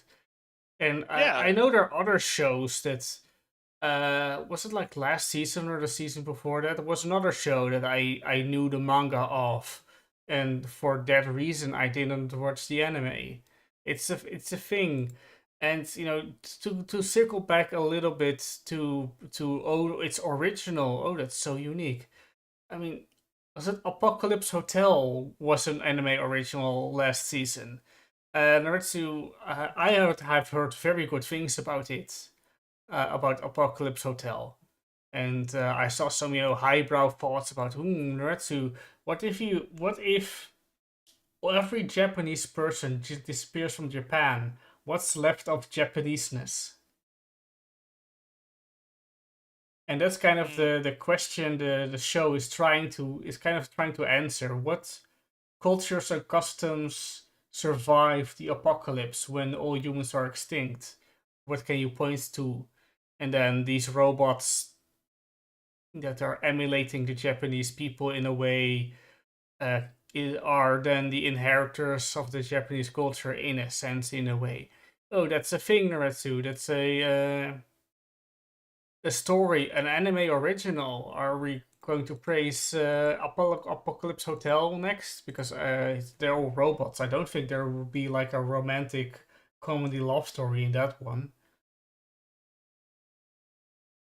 So anywho, let's continue. Coming up with their own on Reddit. Maybe that guy did have a point. And while all this hype is great for China, Is this some it's bad for thing joke? Yeah, I don't know what's going on there, but anyway. Japan. Like, imagine you're Gordon Ramsay, right? And you're chilling with your 17 Michelin stars and 24 TV shows. But as soon as you get outside, all everyone can talk about is this 17-year-old kid down the street making coffee out of chimpanzee balls. It really does say something that this is the analogy that he's using, right? Like it's like I was talking about before with the Black with Wukong views. How those wacky Chinese, right? Those silly Chinese men trying to make their animes and their games. Ha ha ha ha ha. It's so funny. They're like kindergartners, right? trying to make video games. Yeah, They like, could never make a competent video game, this right? this feels very American. Like, oh, those stupid Chinese, they're all on the Yeah. factory line.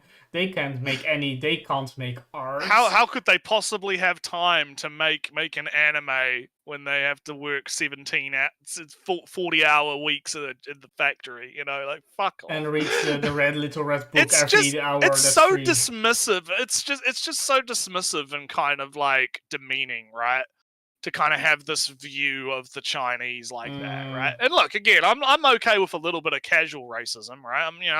I'm pretty based in that respect. I don't mind, I a wouldn't call little I can't call casual racism. I can't call it It's okay. racism because all fellow European countries, but Naretsu, the old continent has old beefs. I can bring up things from 500 years ago. Oh, yeah, there's a little, and all of that's in good fun and jest, right? Yeah. All of that's in good fun and jest. But this doesn't feel like that. This feels like actual like, those chimps in their ball pit making fucking anime, right? Because Like, you watch out, fucking God. Natsu, I mean, the African continent isn't doing too well right now, but wait 50 years and suddenly, oh no, goddamn, they are having like an entire industry over there.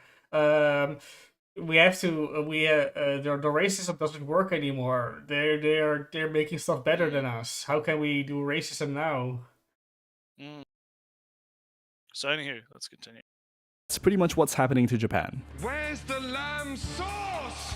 Article after article slamming the anime industry, calling it So, out. like, this is- Who fucking cares? This is like Who Screen cares? Rant, Oh, right? no. The- Yeah. Oh no. Some fucking dumb Two- random two- publication made an article. From what I understand, Naretsu, is that they just... You can publish any article on there, and you get like two euros for it. So... or maybe a little bit more, but they just post 1,000 articles a day on that site. 1,000 people write 1,000 articles a day, and they just, oh no, we have to, and maybe you get paid them based on how many clicks you can get. So you write weird stuff like it's become a problem for Japan. Why? How is it ever going to be a problem in that way? I mean, I see like trending now, Naretsu. Did Criminal Minds, blah blah blah, just set up a possible romance? That's speculating. That's baiting the reader to click on the article to give more advertising money to the site. This is not a analytical piece on the state of the industry and the implication of a competitive Chinese market. This is just click on it. This is silly. The whole video is just silly.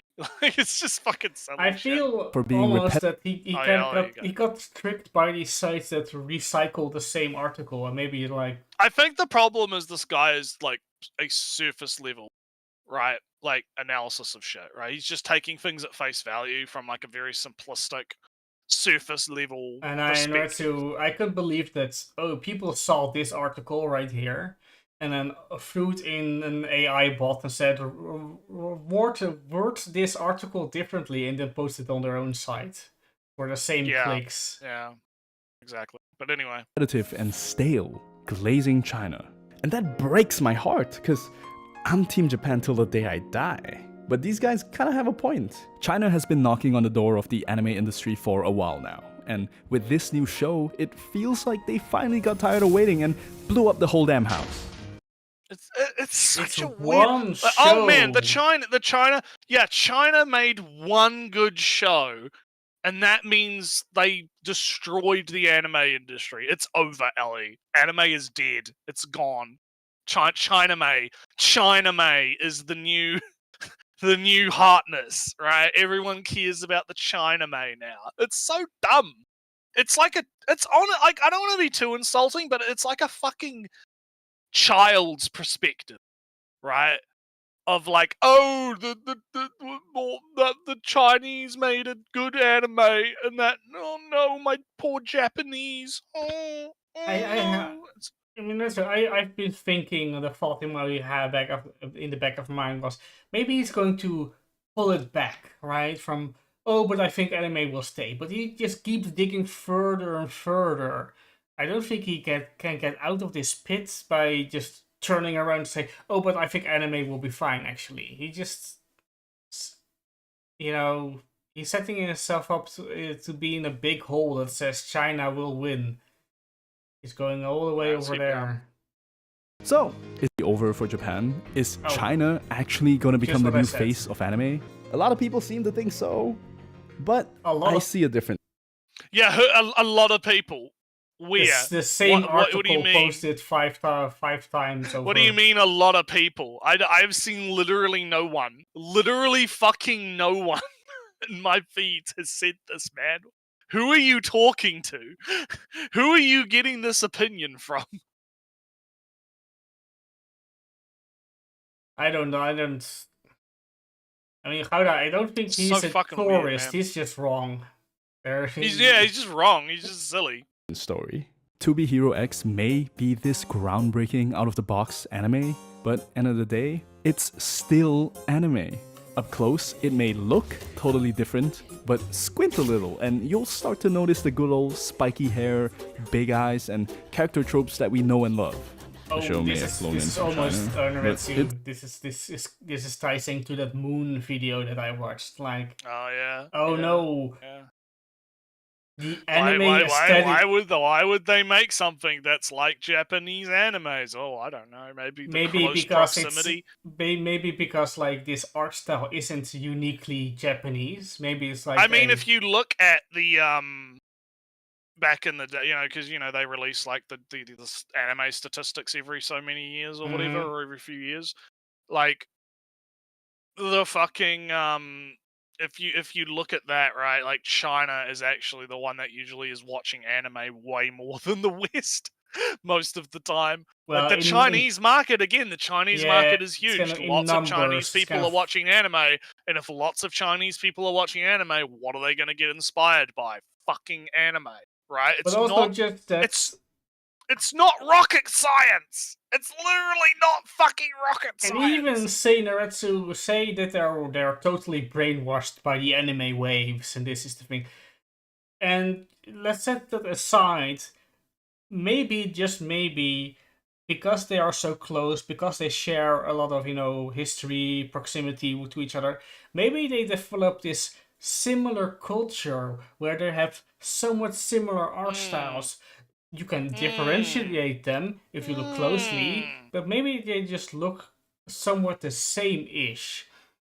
And Yeah. you run a lot, and that's one thing. Also, Naretsu, what is the anime style? Draw me the anime style, the style Yeah, of all yeah. anime. Give me the style of Exactly. all anime right now, Naretsu. Yeah, exactly. Well, yeah, Gouda, don't worry, you'll be free soon. We only have a minute left, so. It's packing instant ramen in its luggage. There are a lot of Japanese fingerprints on this anime, and I mean that literally too. The creators of the series partnered up with Aniplex, a Japanese company, to produce and distribute the show. How do you think they got airtime on Fuji TV? So when people say that To Be Hero X is the start of China's hostile takeover of the anime world, I just No. don't buy it. To me, it's not that there What the fuck is the point of this video then? It's like Isn't no, it- it's not. It's fucking dumb. It's just he's, dumb. He's making me Naretsu just because it's published by a Japanese studio doesn't mean that the invasion of China is halted. There might be a future, Naretsu, where China makes more and more anime, where it's where it just crowds out the Japanese animation studios, because they can animate in China cheaper or whatever. There is a future. And even this wave of Chinese animation might be aired and distributed by Japanese companies who are they loyal to Japanese animation studios, or are they loyal to the money they can get with the distribution rights? Because just because it's distributed by Aniplex doesn't mean that the invasion has stopped. That is irrelevant to the whole conversation of the future of animation and the role China or the how dominant big China is in China. it. Yeah, exactly. Oh god, this video is so fucking bad. break in and steal the industry for themselves. It's more like they're working hand in hand with Japan to breathe new life into the space. So China outsmarted the anime industry by breaking Oh. every rule in the book. Which It's just what, saying what words. rules? It's just words, right? Like there's none of this means anything. Like, they dare to color outside the lines in a world trapped in black and white, which got them a lot of attention, sure. But they couldn't have done it without help from the OGs themselves in the first place. Oh And yeah, that the just brings a happy distribution tear to my company eye. that is really So, like the China may linchpin of just this be what the animation. anime industry needs today, but you want to know what's been keeping it alive for the last 50 years? Fan service. Yeah, no joke. I made a whole video about that too. Check it out. It got demonetized though, Yeah. so I might take it down. Oh no, So we have to Japan rescue is- it. Man, that was a cold end. I accidentally hit the restart button because Oh. it ended right when I was gonna pause it. I was like, god damn it. Yeah, this video is fucking dumb. I'm sorry, bro, but you may like there's so much wrong with this video, right? Like the assumptions made about the Chinese, like the surface level analysis of how the industry operates and works. Mhm. Fucking AI generated video, right? You know, right here, like Yeah. straight up. No, we're not gonna watch. Don't worry, Sammy. We're not. we're Not not right watching it. now. In the future, though. Maybe later, if he keeps it up, maybe if he doesn't delete it, like he said he was going to. But like, yeah, no, it's the biggest problem is like one of the things I said in my rant, right? And you know what? Fuck it. Where is it? Because it's in the chat, right? Text. And I was talking about it. Fuck. Where is it? Just scroll. No. Fuck.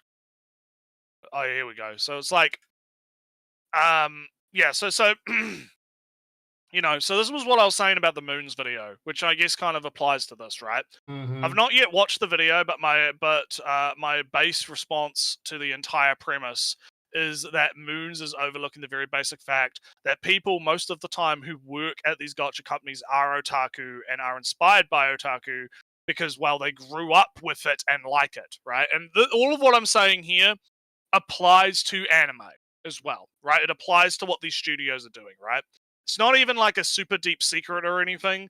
If they are asked, they will talk about it all the fucking time. But no, it has to be some kind of grand conspiracy or some gay shit. Take my man Yuzi of Girls Frontline fame, for example.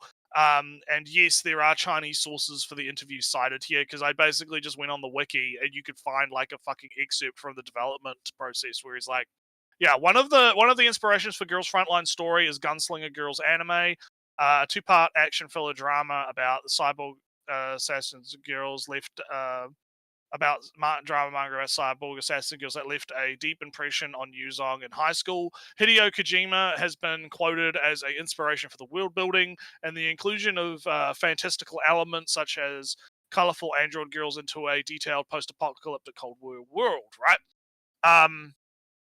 And then I kind of go into talking about like, yeah, these people were making fucking like RPG Maker VNs on Windows XP laptops in their college dorm room.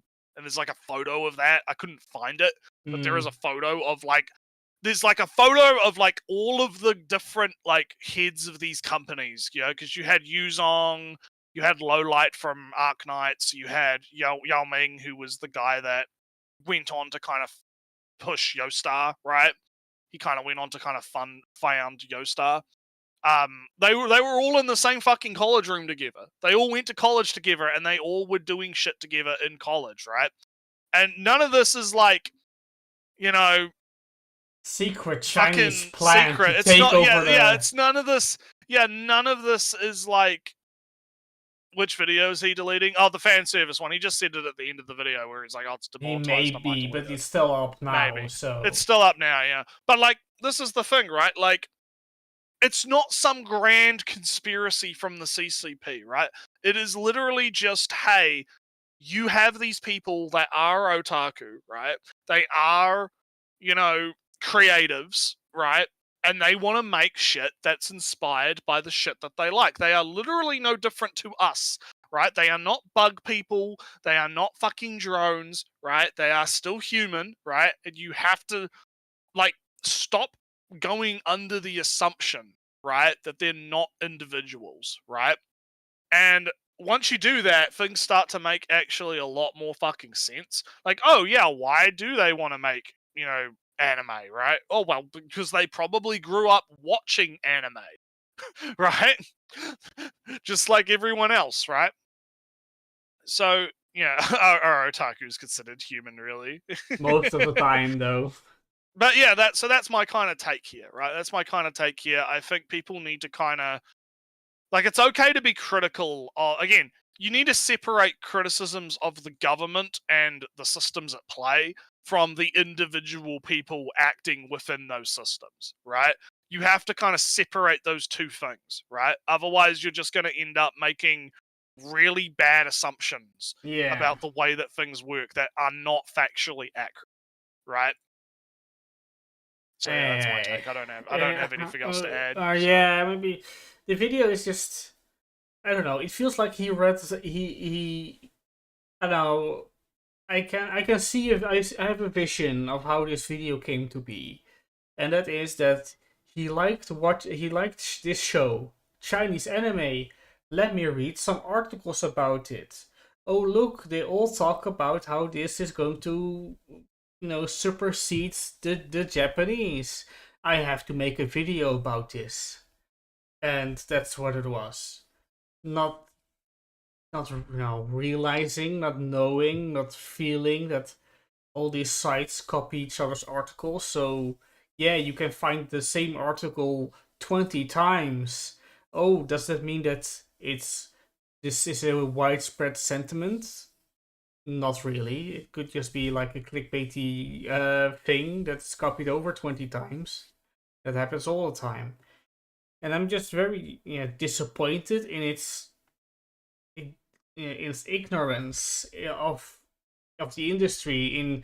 The problem with anime is that they copy each other. Now with the isekais, well, didn't they copy each other with the moe? Didn't they copy each other with the shonen fighting battle tournament arc things? Naruto included or whatnot, and Bleach. I'm just very. It's such a. How do I say it? He thinks he's on solid ground, but he's just on the apex of an arc going in flight. I'm not feeling any gravity. I must be on ground when he's just going to fall down to earth in a second. I suppose that the best term is vapid very vapid in many different ways on many different topics. Well, I guess now we should talk about our Chinese cartoons, shall we? Oh yeah, my Chinese cartoons and my Korean comics and whatnot. Yeah, we're going to talk about our Chinese cartoons. It's anime time. So anime time is going to be a bit weird this week, because again, I mentioned at the beginning of the stream, there was a bunch of stuff I was going to watch, but because I had to diagnose a fucking weird ASUS's software shitting the PC fucking bed, hardware issues, literally bricking itself because ASUS is fucking retarded. I had to rip that shit out of my computer. I didn't get to watch all the stuff I wanted to watch, but there's a few things I can talk about. Yeah, so I have. I'm going to press a random button, and it doesn't really matter. Yeah, and I think we'll try and because I know you got a lot more to talk about. We're gonna try and keep things brief and try and put some shit. This is very conveniently like this the leftovers. Yeah, so let's start with Loser Ranger because we can get that done because it was pretty good. It was pretty good. Interesting kind of way to end it, where they managed to stop the big bad, capture him, putting him in a cell. starving them to death. Yeah. Very interesting way to solve that problem. And, Yeah, having our boy locked in there with him. So Natsu, I kind of, I would say, oh yeah, they're rushing super duper hard, and it's kind of, hurting the show in general. But Naretsu, the whole sequence really at the end is why I like this show, like this setting. Suddenly, Naretsu, there's this, Red Ranger is a psychopath. There's like shady business with Yumino, of the priestess, who's now an army of clones at her disposal, and two of the weapons of the ranger weapons she has, and there's like shady underground spies and conspiracies abound. There's the whole thing, but sadly, that's all set up for next season. Nah, never going to happen. Not popular enough, I believe. I mean, I don't know. I think it might get it. I would say overall the season was definitely weaker than the first. I think it was not as good. For I'm not going to say it was bad, right? I'm not going to say it was terrible, but it was definitely weaker. I think it kind of didn't, like, I agree with you that it felt rushed. It felt like they were trying to, like, just get through a whole bunch of shit. Instead of maybe spending a bit more time, like, on some of the arcs and some of the implications of certain things. Yeah, I felt like it definitely lost its footing, I guess, in a sense. Yeah, but just we got like yes, it wanted to get to this point, and I will forgive it. Well, I can't really forgive it because the show is good, and then the pacing just became from okay, you're going a bit fast now to oh, you're going very fast now, and there's you're crashing. Actually, you're flipping upside down right now. This is actually the train is off the fucking rails. It went from okay to bad. The pacing, super rushed, but super quick too. Yeah, but then it's the ending. This episode really just all right. We have arrived at the station. Now we can do what we want. We are in the ports, mostly in one piece. And then the anime just ends. And then it ends. But yeah, it's set up a bunch of things like the girl who exchanged numbers at the white base at the Dragon's Den. She calls in a bunch of help, and the big pink dude comes in, reveals that the girl of the heterochromtic eyes isn't the daughter. It's just a random girl that got semi-possessed by the monster who is the wife, and therefore she's just a shell and whatnot. And then other mystery things like Red Ranger remembering that he should have a sister. That feeds into my conspiracy that he's a clone. Remember that? Yeah, and there's some weird kind of like he's like as he gets cloned, like some stuff isn't getting come over, right? Yeah, he's forgetting shit. So he's just he's left with just being a psychopath. That's the only thing left. Is that he's psychopathic. Yeah, but then the whole formation of this third group, because we got the monsters, we got the Rangers, and now we got this rebel group where Sakurama, the original guy that Fighter D is pretending to be most of the time, is now seeming to have a new mission. He's kind of abandoned this battle between him and D. Because, I am going to change the Ranger Force from the outside, and you're going to do this from the inside. Alright, enough of that. It feels like he's just going to kill both sides. Yeah. And then we've also got the establishment of a 1-year time skip as well. Yeah. So that's kind of fascinating to think about. But yeah, overall, I think this season, definitely weaker, definitely not as good. So it's a shame, really, because I do think I see there a lot of potential in Loser Ranger. Yes, that's I see a lot of the thing. Yeah. There is a very good story in here, and I can see it. I can get the Yeah. contours of it. It's tangible. Yeah, it's tangible. Yeah. All right. Well, I guess I'll quickly go through Milky Subway. Yeah. Because it's a short show and I can easily fucking crank that out, and then you can talk about whatever you want to talk about. Milky Subway.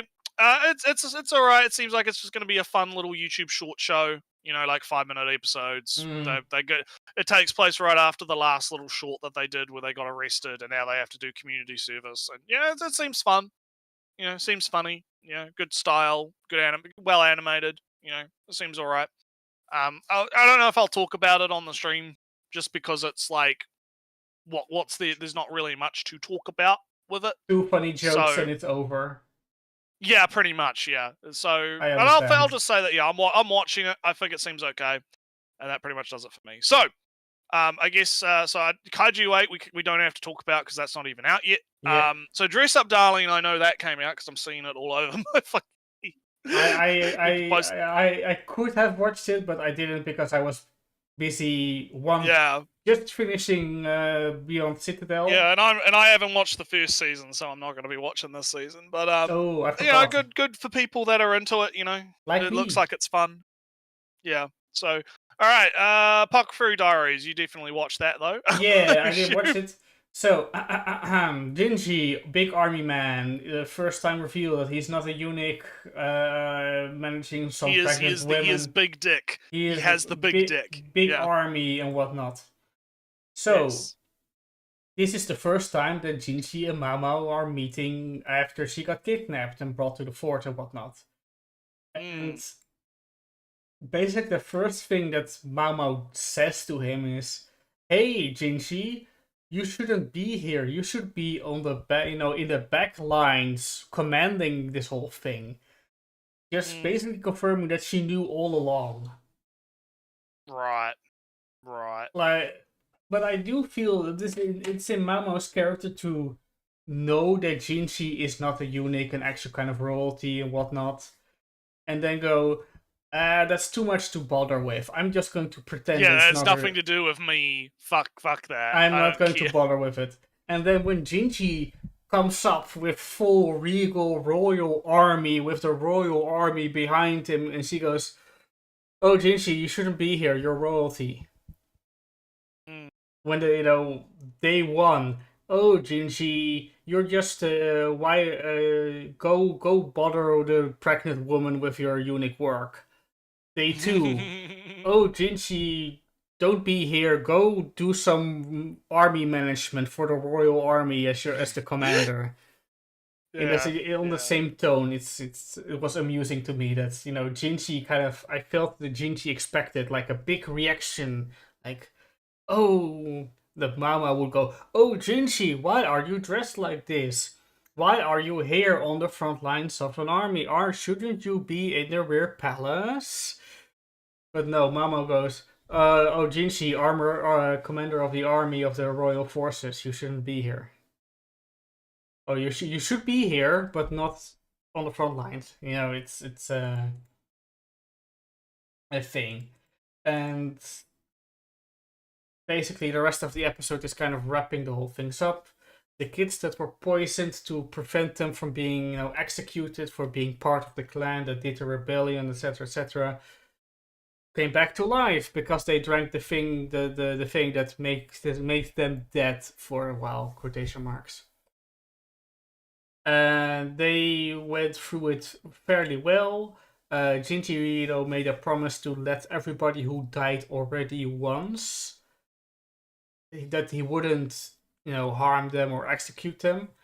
And she said it in a sneaky way where because if you strip their name from them, that's a death, because they either they quit or they were forced to abandon the clan in dishonor and lost their names and therefore died. but these children died in a slightly more literal sense. Therefore, Jinji, by honor, by creed, by promise, has to not execute these children for being part of the clan that did the rebellion because they died once. The children got adopted by Aduo, a concubine from the first season that got out. Mamo started her own apothecary in the brothel district. Her father is now the doctor in the Rear Palace. Jinji is now coming sometimes by at her apothecary, and he's making very aggressive moves these days because he doesn't have to pretend anymore that he's not a real man anymore.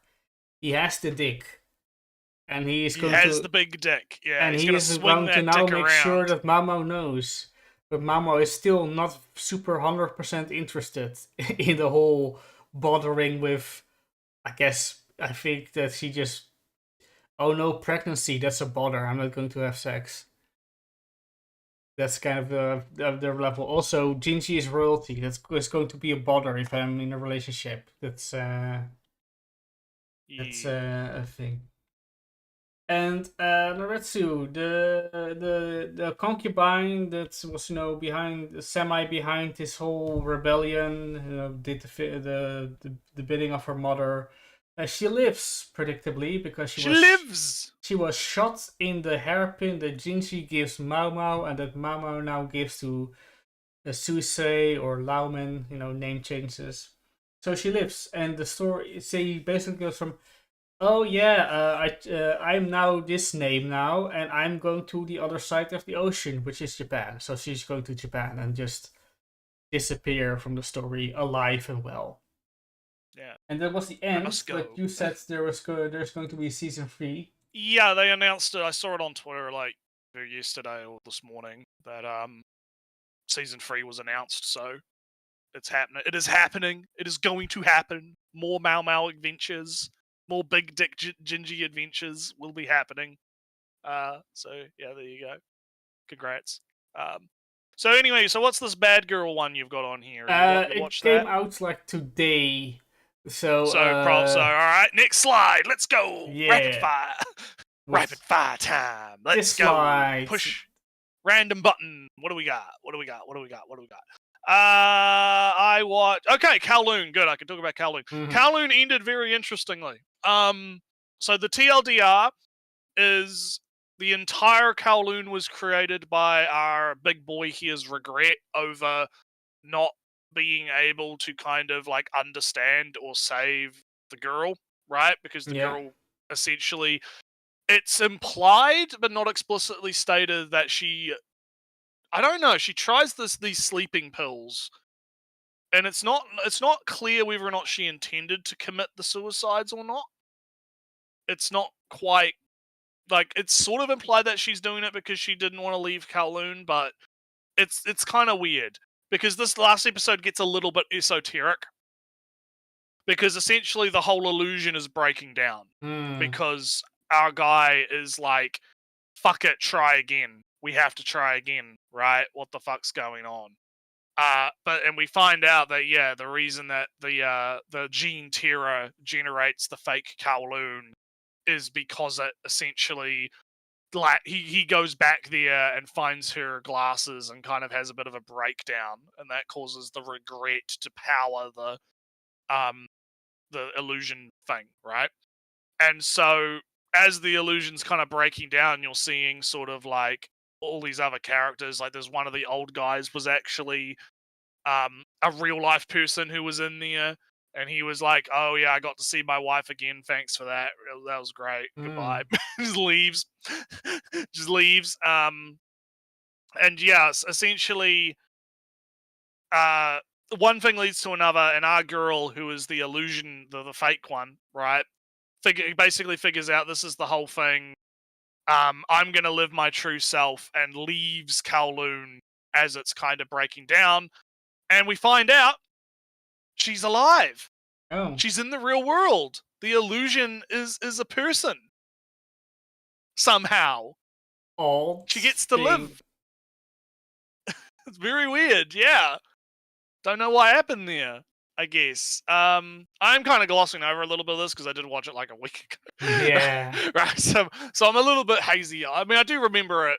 You know, I'm seeing it in my head, right? I'm remembering it. Because yeah, a lot of the visual, like, there's a lot of visuals of, like, you know, oh, the world is breaking down. You know, walking on buildings that are in the sky, right? Type stuff, right? The fish is like leading her through the buildings to get to the movie theater so she can see the moment that our guys found the girl dead, right? And kind of, you know, how it kind of goes down, right? But she ends up, you know, via some magic, and she becomes a travel agent, right? New job, travel agent. Yeah. She has fun doing that. She's still friends with all of her friends that were real people, like the blonde girl and this other guy that shows up. And yeah, the ending is, it kind of ends on kind of a sweet note where the man shows, our main character guy shows up again, and he's like, yeah, hey, what's up? I know it's been 2 years, but how's it going? And then yeah, they kind of hook up from there. So I liked Kowloon. I thought Kowloon was really good. It definitely is not a generic love story. It is definitely really? not a generic romance. It is a very interesting sort of psychological kind of thing. There's a lot going on to it. There's a lot of really interesting ideas at play in it, and I feel like if you are if you're into that kind of like weird SCP kind of mystery type show, right? I think you'd probably get quite a lot out of it. It definitely has a lot of that vibe. And as you kind of watch the episodes, you start to learn more and more and more about what's kind of actually going on until it kind of comes to a head at the final episode. I did feel like it was a little rushed at the end because there was, you know, because you had the snake guy, right? And his whole thing. And his kind of like hang up about his mum dying, right? And the regret over that, it kind of gets sort of quickly sort of glossed a little bit in it. Like, because there's a lot of plot lines that I felt like they had to kind of conclude relatively quickly to kind of get the ending. So I would argue that, yeah, the ending, it kind of nailed it, but it also was a little bit, you know, little bit rushed. But outside of that, no, I would say solid show, worth the watch. Definitely check it out. It was pretty good. So, Dr. Stone isn't out yet. Well, yeah, I don't think it's out yet, and I haven't watched it either. I think that trash one, gotcha, whatever, the one in the middle, the red one, that one isn't out yet. I think that's tomorrow. No. So I haven't watched that. So what have you watched out of the other three? Have you watched? I watched 2 of them and one I haven't watched yet. So I said I was going to skip this private tutor book stuff, private tutoring the dogs tutor thing. Yeah. I had time, so it was the first show really that came out this season. So you know, I have nothing else to watch right now. Let me give this show a watch, and it's cuter than I thought it would be. It's a kind of about the joys of learning and kind of the virtue of learning in a way. You know, this Duke daughter girl just can't muster any spells. She has mana, but any spell she tries just fails. And so this private tutor is hired. He failed the tests at the Royal Academy of Magic thing.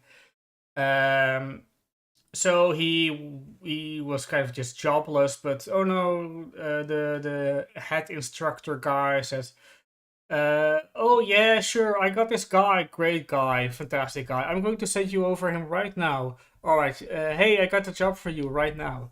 So he's going over there right now and doing a thing.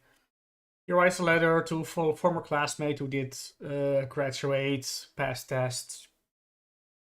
Meets this white-haired girl in Iceland, or in a northern, Sweden, Finland land area, where there's this big ice spell magic thing passed down the centuries, but she's the only daughter. She can't use magic at all. So, but she's very good in botany. So the task of the teacher is from the parent is convince her to stop bothering with magic. Let her do the thing that she's good at. But she doesn't want to do the thing she's good at. She wants to do the thing that she wants to do, which is magic. And our main character, tutor guy, says, "No, I'm not going to convince her to stop doing the thing that she wants to do. I'm going to support Right. that thing." And that's, that's where I get this whole message of, the love of learning thing. I might watch the second episode, but I kind of I have enough shows to watch. Like so I might not continue this one.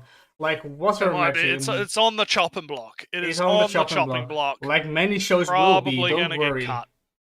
Oh yeah, yeah. So what about the other two that you... So I watched the Water Magician. I didn't really know. Besides go Water Magician, Immortal Water Magician guy, I didn't know anything about it. Naruto, it's an isekai. Guy gets not reincarnated. He gets teleported. Man gets teleported, becomes Waterman. Yeah, it's kind of like a real monster progression, really. He besides but he's not eating. An angel, a god, just says, "Oh yeah, you're teleported over here. You cabin in the woods. You have 2 months of food. Go ahead." And then he learns some magic, water magic and then he learn, "Oh, if I apply my super advanced modern day knowledge of water molecules, if I focus on making the water molecules vibrate, I can make heat." And then he makes hot water and whatnot. And then, if I focus making the water molecules not move, then my modern knowledge says it's going to be ice, and then it's ice. And so he learns a thing, and he beats some big monsters, and a stronger monster, and a stronger monster, and then battles a Dullahan fairy knight, and gains the respect, and gains a big ice sword, and then he defeats a big scary bird, an evolved bird because he fought it already, and then he meets a dragon, and he has a chat with a dragon, and then the dragon goes off because it has to do things, and the episode ends with the reveal that he has a secret skill, Naretsu, that this guy didn't notice. He's eternally young, so he's just immortal. All right. It's Lovely. It very much felt like a re-monster progression. Dropped in the woods, has to fend for himself, and very, very, very, very, very quickly can defeat dragons. And all right. The Wataris-kun collapse I haven't watched yet. Okay, so we can gloss over that. Next slide. Let's go. Is this a new slide? It's a new slide. New slide time. What do we got? Dan. Okay. I watched Dan. It's pretty good. Yeah. It's pretty good. We got to see what happened with the crocodiles and the So we got a reveal, Naretsu, because last time, months ago, I said, many months ago. Months ago, I said, could they be lizard people? Right? Yeah, could they be lizards? Yeah. Scary eyes, gray skin. They have a lizardy vibe. That is for sure. Yeah, yes. But we do learn that they're not human. In a sense. They're landlords. Yes. Hey. So TLDR is basically you have this legend about a volcano and a snake god. Mm-hmm. And people getting sacrificed to the snake god, right? Big sacrifice. Big, oh no, oh boy, oh no. Yeah, sacrifice to make sure volcano not erupt. Yeah, and essentially, there's this family that has been doing that for like 200 years, right? Mm-hmm. Sacrificing people, and they use the house to do it. So you have the house and then you'll have people will live in the house, and then the house will, I believe, get eaten or some shit will happen. Yeah. Because we find like the quicks through the quicksand, right? Like the houses, all the different houses, right? And then the worm, the worm, because it's not actually a snake, it's a worm. Will eat the people, and that's kind of the go. Kind of interesting. Seems pretty fun. Seems like it's going to be a fun one. Yeah. Just so We got to see the turbo landlord granny do some crazy kung fu. Pretty good. yeah, Jennifer Lopez Although- Anaconda. Yeah, Jennifer Lopez Anaconda. Although sadly we didn't get to see them for that long, Ellie, because Yeah. they through a series of fights, they all end up in the snake pit with the worm, and the landlords and the sons, I guess, and the family is like doing this weird dance so they don't get eaten by Oh, the great snake. Snake Lord, be appeased. And then the big worm eats them anyway. As precious gods and nature beings Yeah. of nature do. Big, yeah, good stuff. And so our team has to escape, so they jump into one of the houses, but it seems like the people that have the psychic powers are freaking the fuck out for some reason. Or it could just be that they are in the light. Because, Gigi is not in the light and he's not affected, but at least Okurun is in the light and is, seemingly forcibly transformed into his, Yeah. ghost form. So something's going on. Yeah, I do want to... I do want to note that... So the plan was get at least 3 people in the house, and then have the house just drop down and have the worm eat them.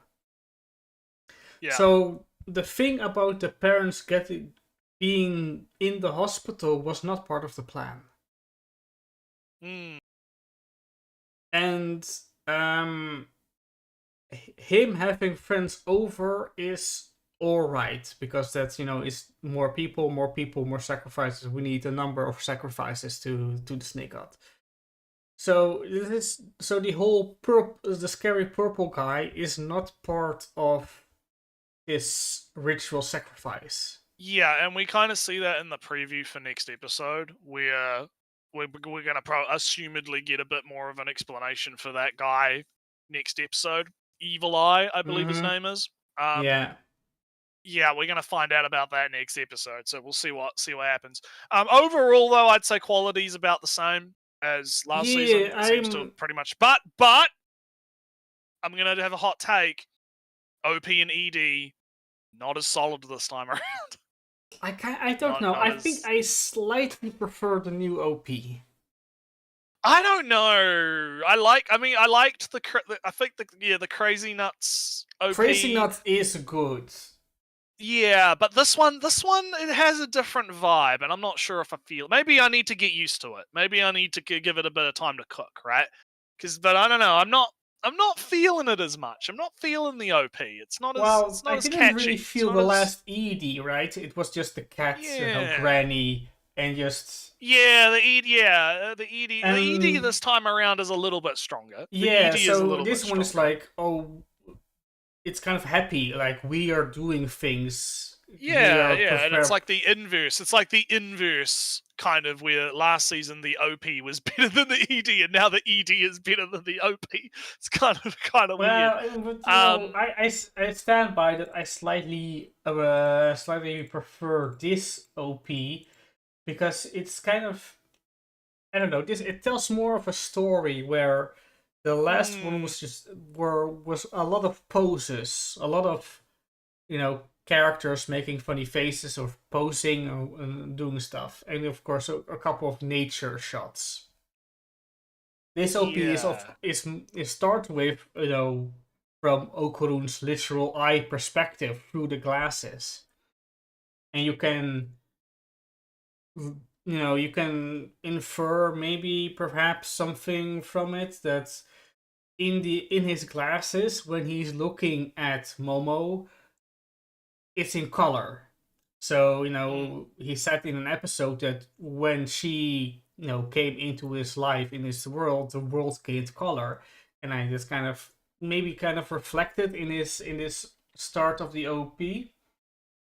Also, his running animation is nice, and there's a nice bit at the end, in the middle, where the vocal, the vocals sound a little bit different.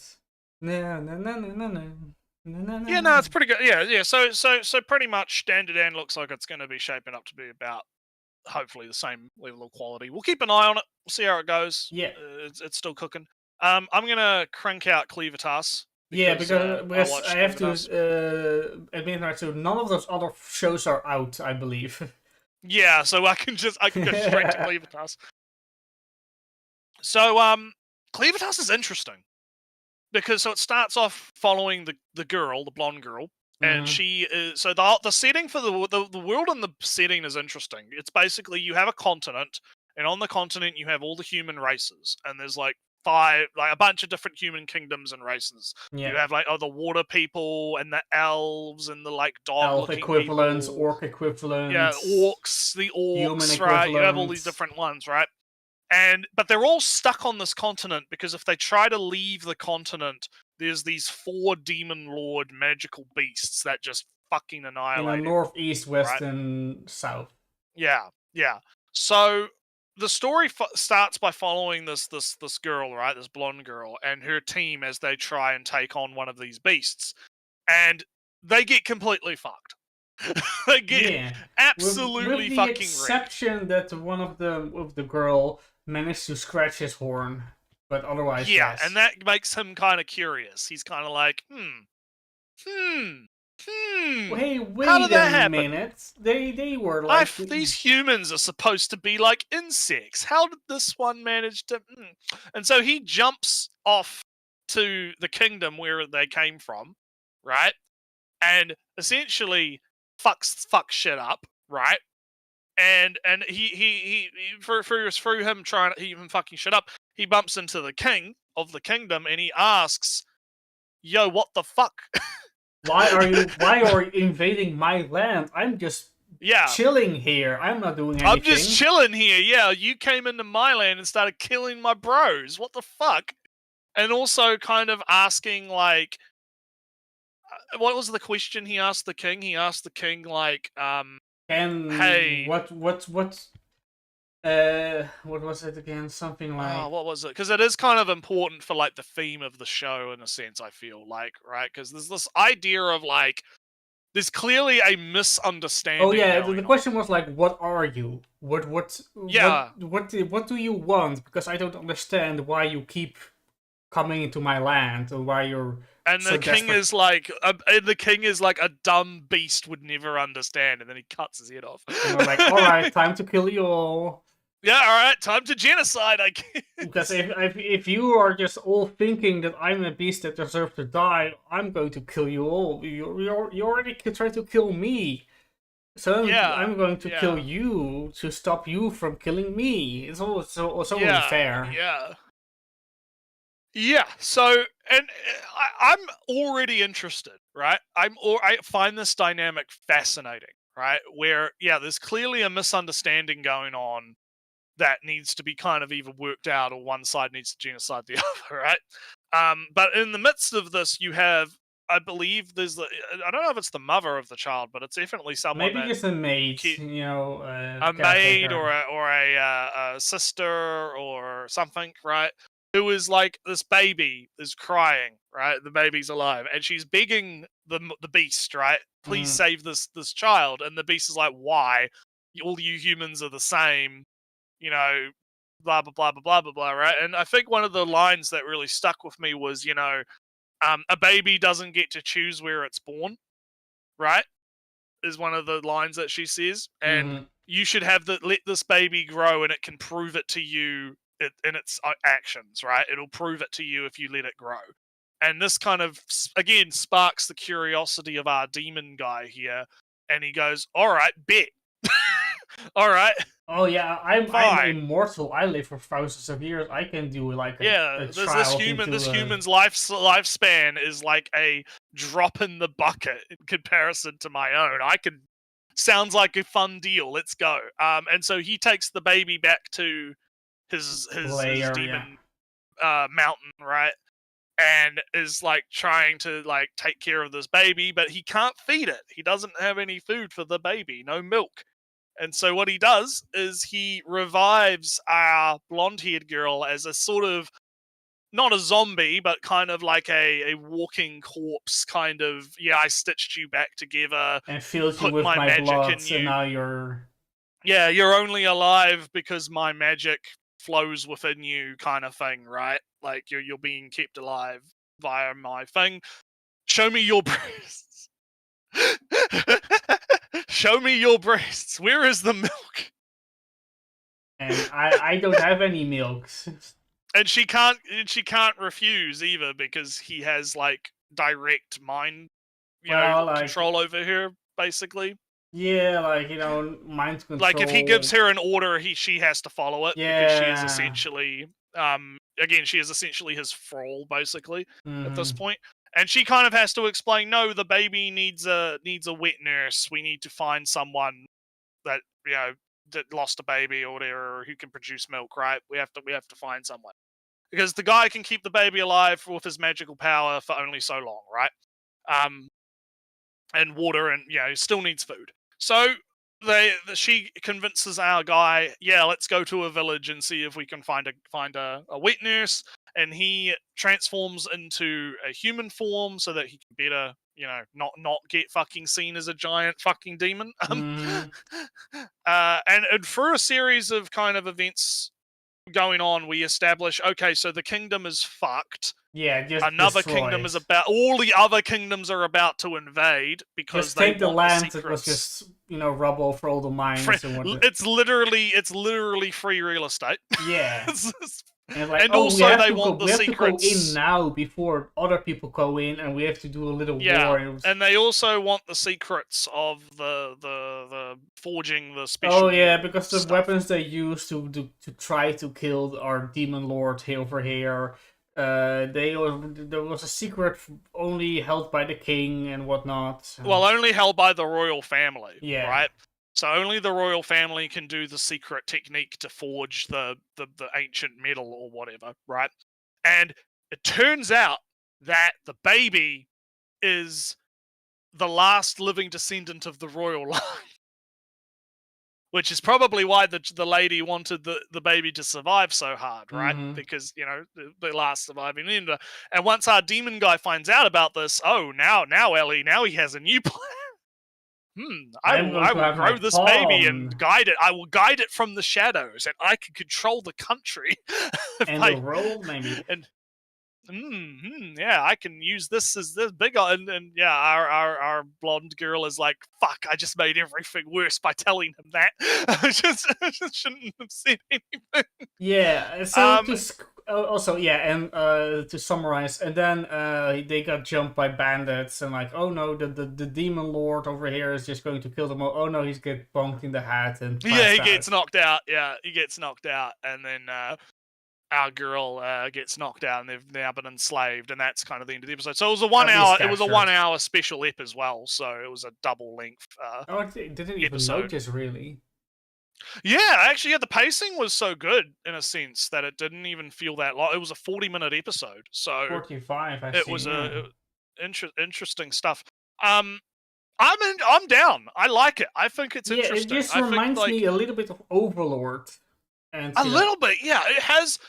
It has an Overlordy kind of feel to it, but it's also because it's not an isekai, right? It's a flat fantasy show, right?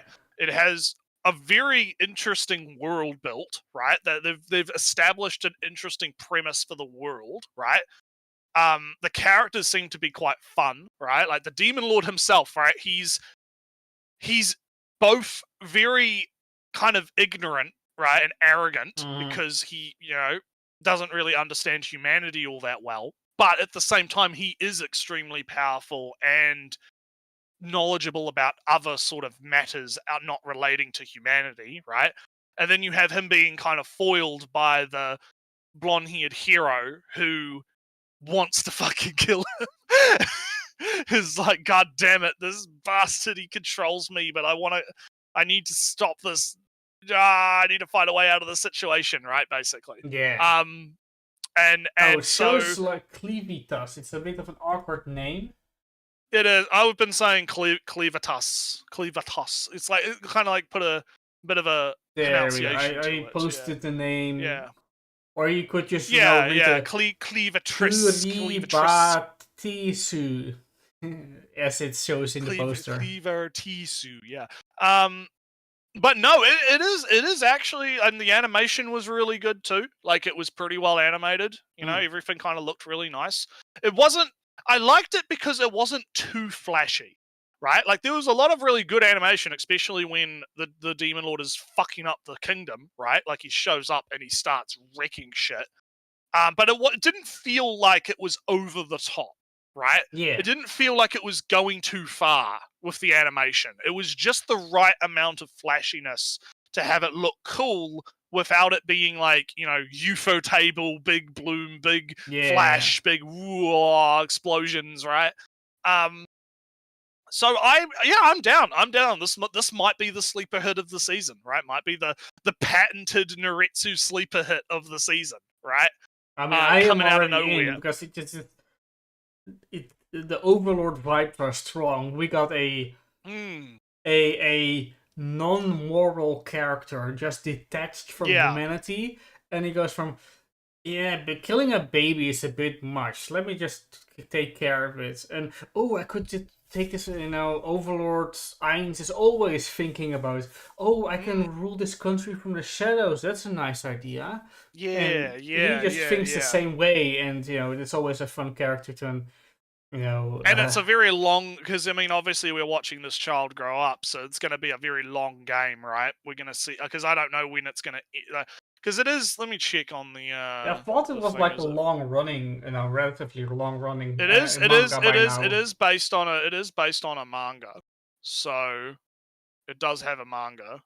I'd have to see how many chapters I wonder if X will say how many chapters the manga's got.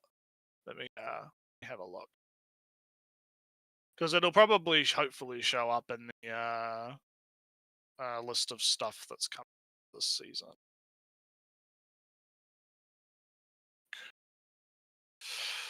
I might just search for, because definitely I'm down. I'm down already. I think it seems like a fun fantasy series. I think. Yeah. And Clevitas, just to finish out this page, like I said, none of the other shows have started or have I watched.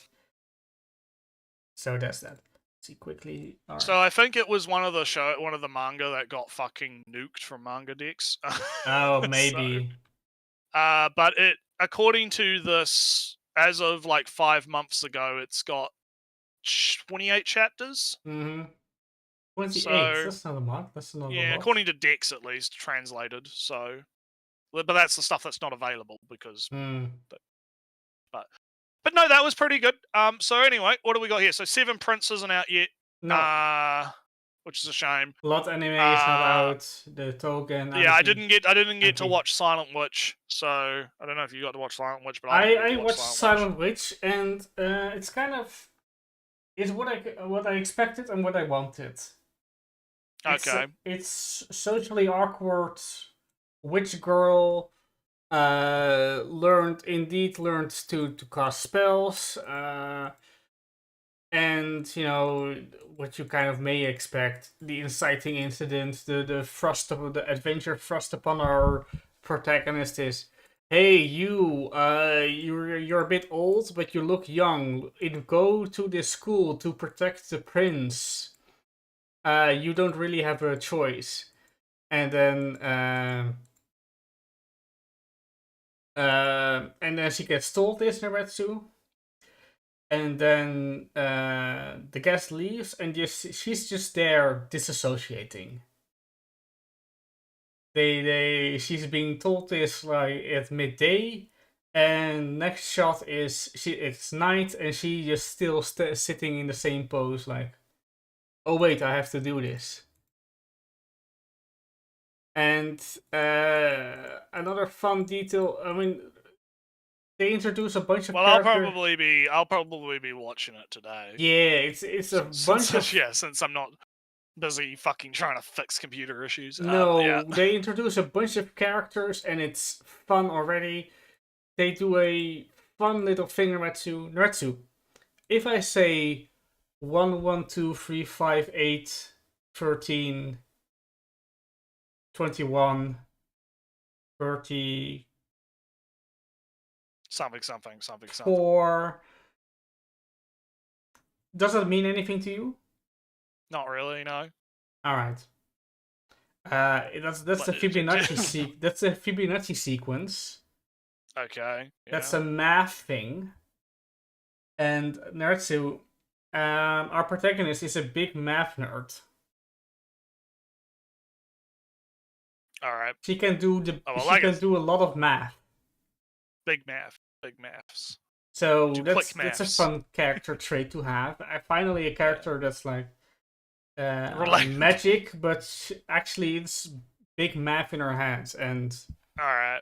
and Well, like I said, I'm gonna probably give it a watch later today.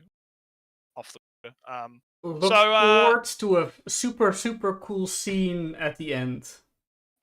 So I haven't caught up on Call because I assume that one there is Call of the Night, isn't it? Yeah, Call of the Night.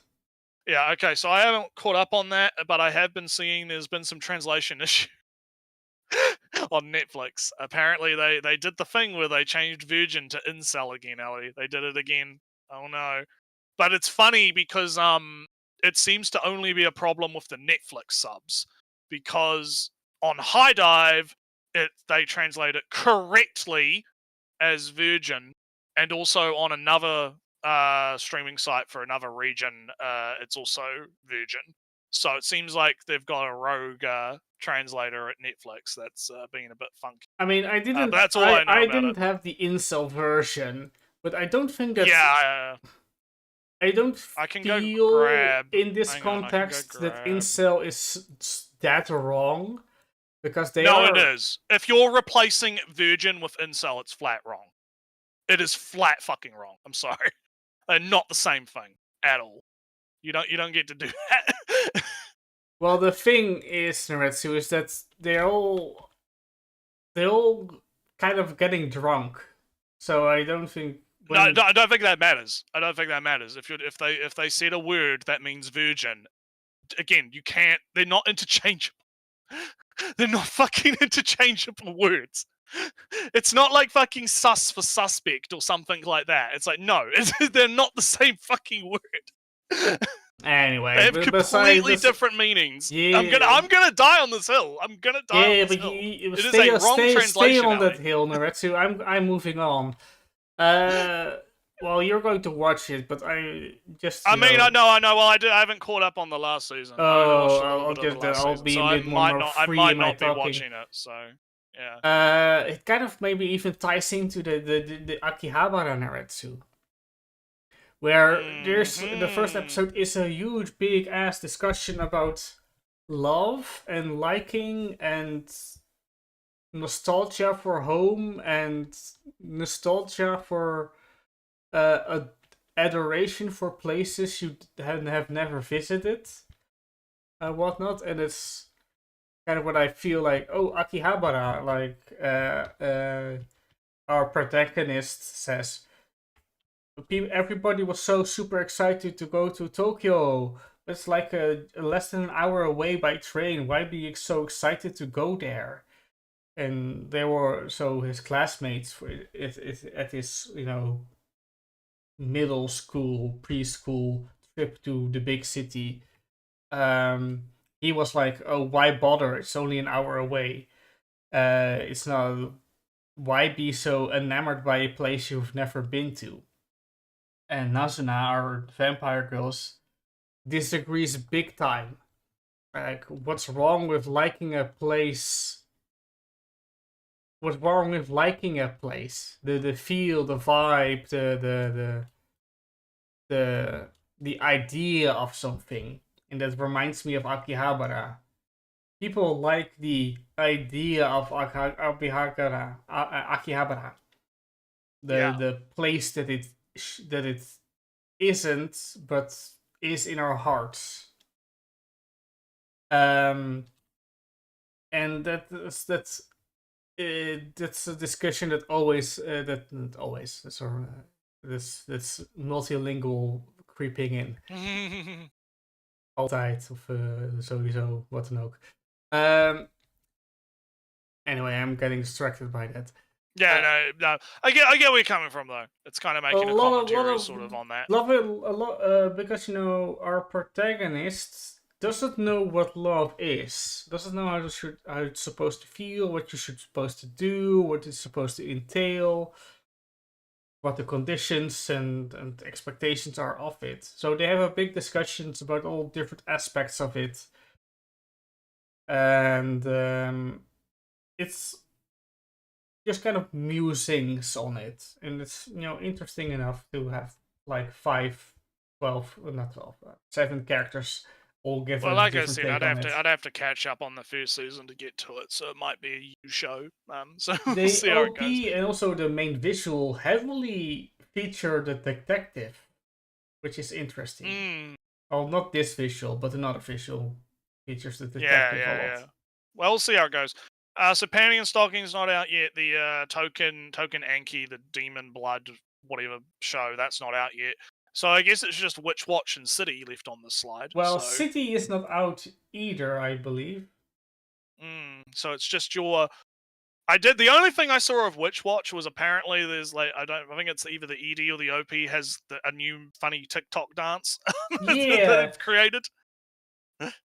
It's a nice each knee san little TikTok dance. It's a nice OP. I mean, the a catchy beat when they do the song, but besides that too, it's a funny OP in a nice OP, and it's I might begin to skip over this more heavily because they have the big arc, but they our werewolf boy is entering the equation. He has his issues. Whenever he just sees a crescent shape, he goes into a wolf form. So house is cleared of any crescent shapes, and of course, in all comedy fashion, he transforms anyway. He gets into a scheme with the witch that turns into a cat, and they have a deal going on. And next episode is again the teacher and the artist student that the teacher is a mega fan of, and the shenanigans are going on with that. I'm kind of looking forward towards one of the side characters is apparently Priestess, and Miko. And the OP kind of already betrays that she can use her own kind of magic thing. Oh wait, more magic? Not a witch, but Miko magic? Priestess magic? Alright, that's a kind of an interesting lore world building bit. But I can't be here repeating every joke that's made in the show. That's not productive. There's no point doing that. Right, so I guess next slide, if we have another slide. No, that's all the slides.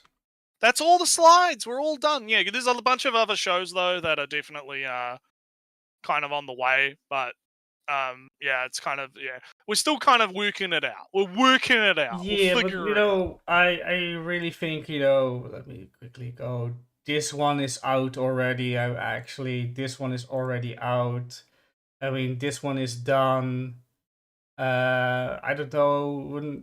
Maybe this one I won't even bother with. We'll work on it. We'll work on it another time. We'll figure it out. Yeah, that's all good. But anyway, what time? I reckon it's been a bit of a shorter stream than usual, but then again, it was a short video, so. Oh, so It's good to have a couple of short ones It's almost 3 every now and hours then. long. So that's usual Yeah, it's good. length. It's good to have a little short. Yeah, we did it, fellas. We saved the word. Yeah, it's good to have Alright. a shorter stream every now and then. Alright, So yeah, I Samu, guess- beware. I yeah. think the levels and rankings reset every live stream. So if you Yeah, we'll want have to see. if you We'll want have to to keep that see. mod status, better. You better show up. Yeah, nah. We'll see. We'll see how it goes. Nah. We'll see how it goes. But anywho, I guess we'll catch you guys next time. Have a good Yeah, day. later. Yeah. Bye. Alright.